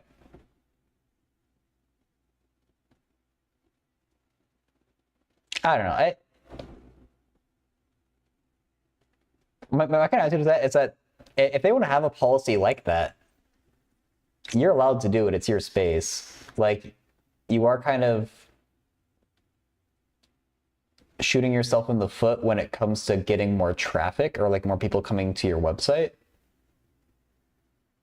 But I don't know. I don't think there's anything overly wrong with that. If that's not the goal of the site, if that's not the goal of the site, I guess.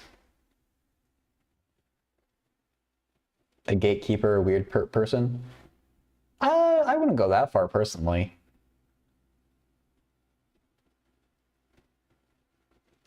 I mean, I probably don't want anything to do with Math Overflow, like personally, but because I feel like I'm not qualified to be on there, but I don't know. I don't think it's the worst thing in the world to want to keep a website just like high-level math discussion. I don't know. Post about the questions, writing about posts. I mean, I'm assuming that Bill is a moderator here. If Bill is just a random dude, then that's not his place, and he shouldn't be doing that. I'm not gonna like look into it, but I'm assuming he's a mod or admin or something. If he's just a random dude who's like being like the neighborhood watch, I think that's different, and that's probably not cool. But if it's like someone who actually owns the site or has a role in like that with the site, then I don't know. They're not being nice, but they also don't have to be nice, I guess. Brian says, I like the Fermat Pythagorean theorem for a squared plus b squared plus x to the n plus y to the n equals c squared plus z to the n. Oh my god.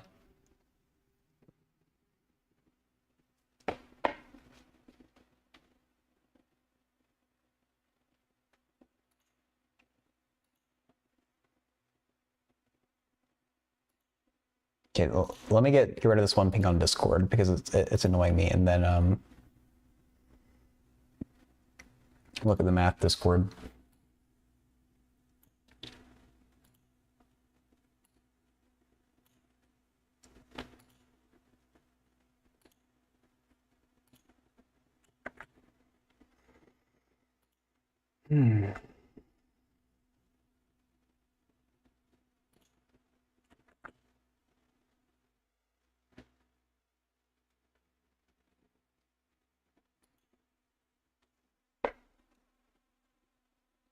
Wait, is this actually pi, or are they using pi as a... Oh my god. They're using pi not to mean 3.14.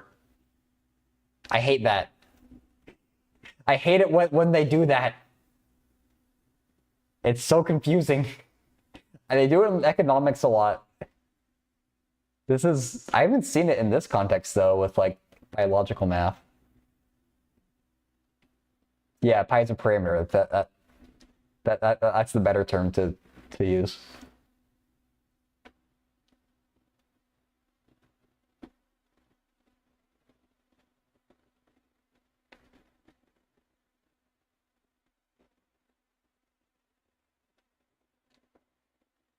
Incremental Pythagorean theorem.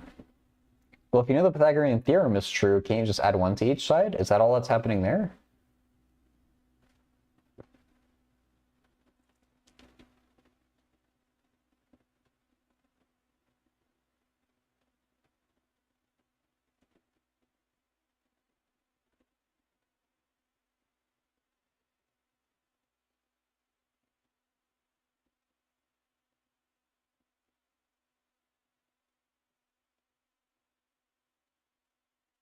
Brian's incremental Pythagorean.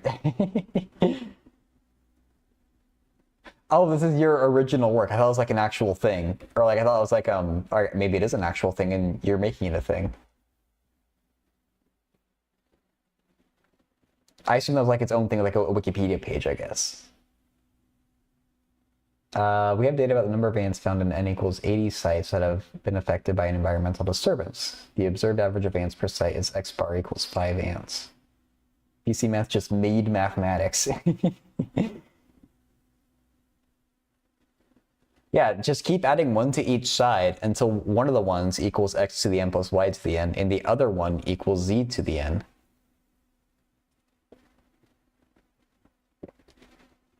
In undisturbed areas, ant abundance has a geometric distribution with pi equals 0.25. See, pi is rational. This is all the proof I need. Construct and carry out a test. Significance level alpha equals 0.05 of whether or not there's been an effect of disturbance. An effect of disturbance on ant abundances? What? I guess if there's a deviation from the predicted amount, that's big enough. This question has an effect of disturbance on me. I thought ants were immortal. Well, I mean, maybe they're still all alive. They're just spread out more. I interpret this as like The number of invertebrates in a site is often geometrically distributed. What does that actually even mean? I thought this meant location, the x. No. What? What is x? P sub pi is the population with parameter pi. What is x?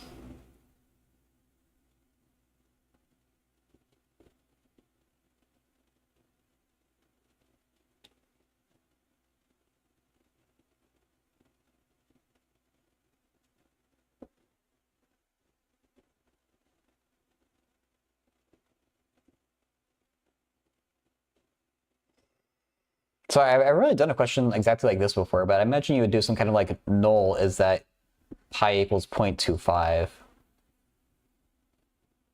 Oh, x bar. I guess this x bar is the x over here. And whatever this test would be is going to test whether the model actually fits the observed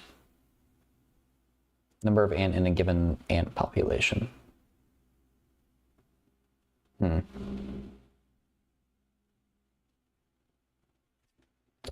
mean, so they post the solution here. The question the person is actually asking is, why do we use maximum likelihood estimators for this? Which I haven't really ever actually used, but let's see if we can figure it out together. Because it seems like kind of an interesting problem, to be honest. Let me make this bigger.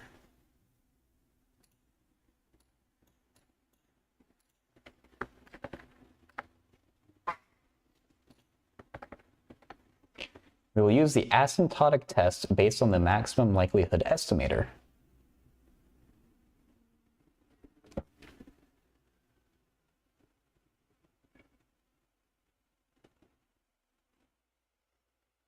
Oh God. Okay, I feel much less confident now that I actually look at the solution. I feel like I'm just looking at math that overflow, to be honest. Fisher information? Whence? They said whence. Who says whence?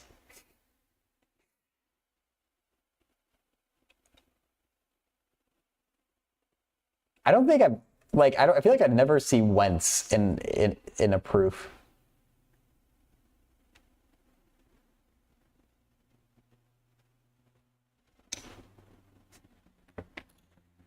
Asymptotic test based on maximum likelihood estimator.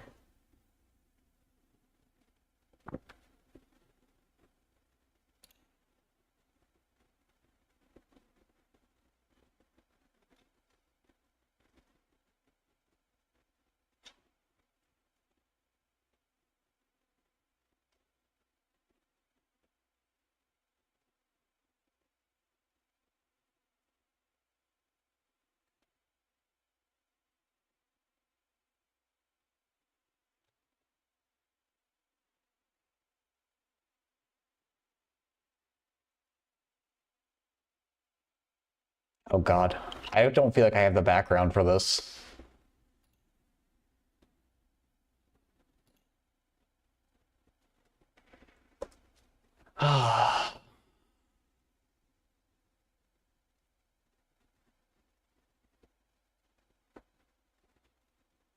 We observe independent identically distributed samples, x1 to xn for probability distribution.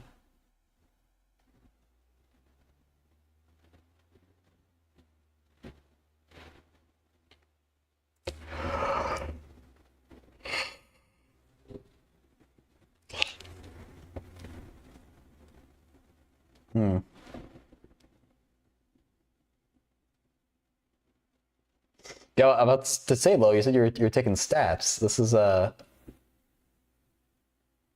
really trying to prepare you here with me sitting here being confused. If you know the foundation of math, you have the background for it. The next question is, do I know the foundations of math? The stats course talk about MLEs, but I didn't finish it.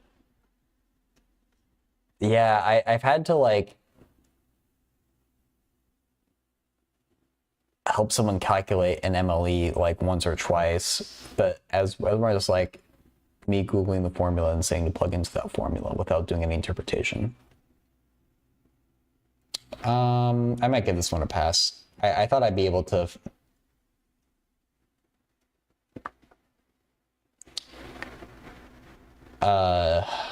not do as much Googling and understand it, but this is there's a little too much happening here. Differentiating with respect to pi? Oh my god. Can't believe that.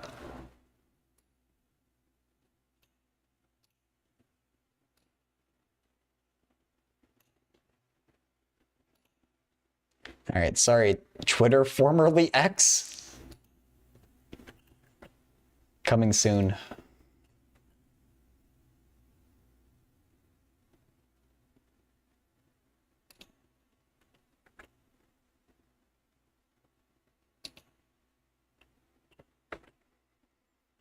Never forget Terrence Howard. 1 cubed equals the absolute value of pi. Did he say that too?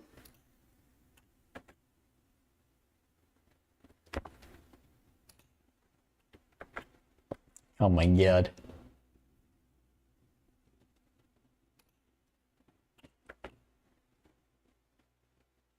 You know, this Discord we really need to get Terrence Howard in here. He'd be able to handle all these questions in like 2 seconds. Dude, these are all answered. They're just not getting cleaned up. Oh, well, this one isn't answered, but... Integrating polynomials on polygons? Nope. Whatever it is, I don't want to know.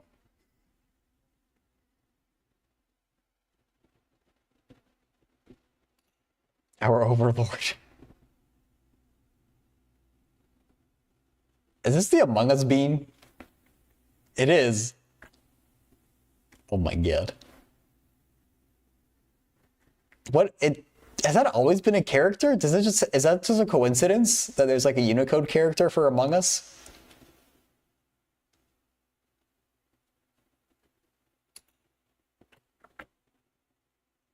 Okay, there's like nothing that I can actually answer in this Discord.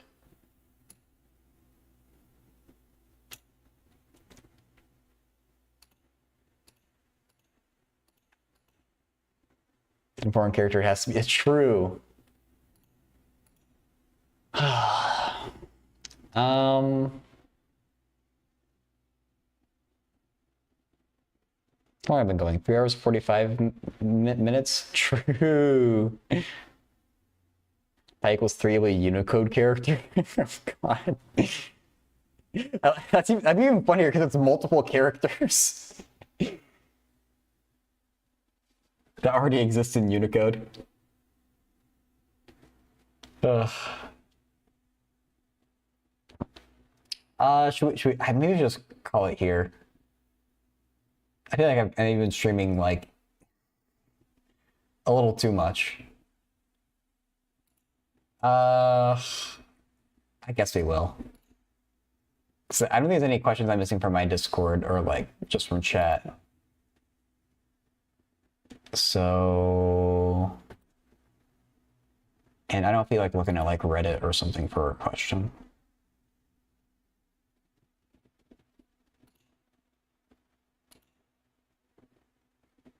Okay, yeah. Let's call it. Let's end the YouTube stream here, and then we'll look for raid on Twitch. So yeah, anyways here on YouTube, I appreciate you. We'll be back on YouTube on Tuesday. Can you guys make pie by hand? Technically, yes.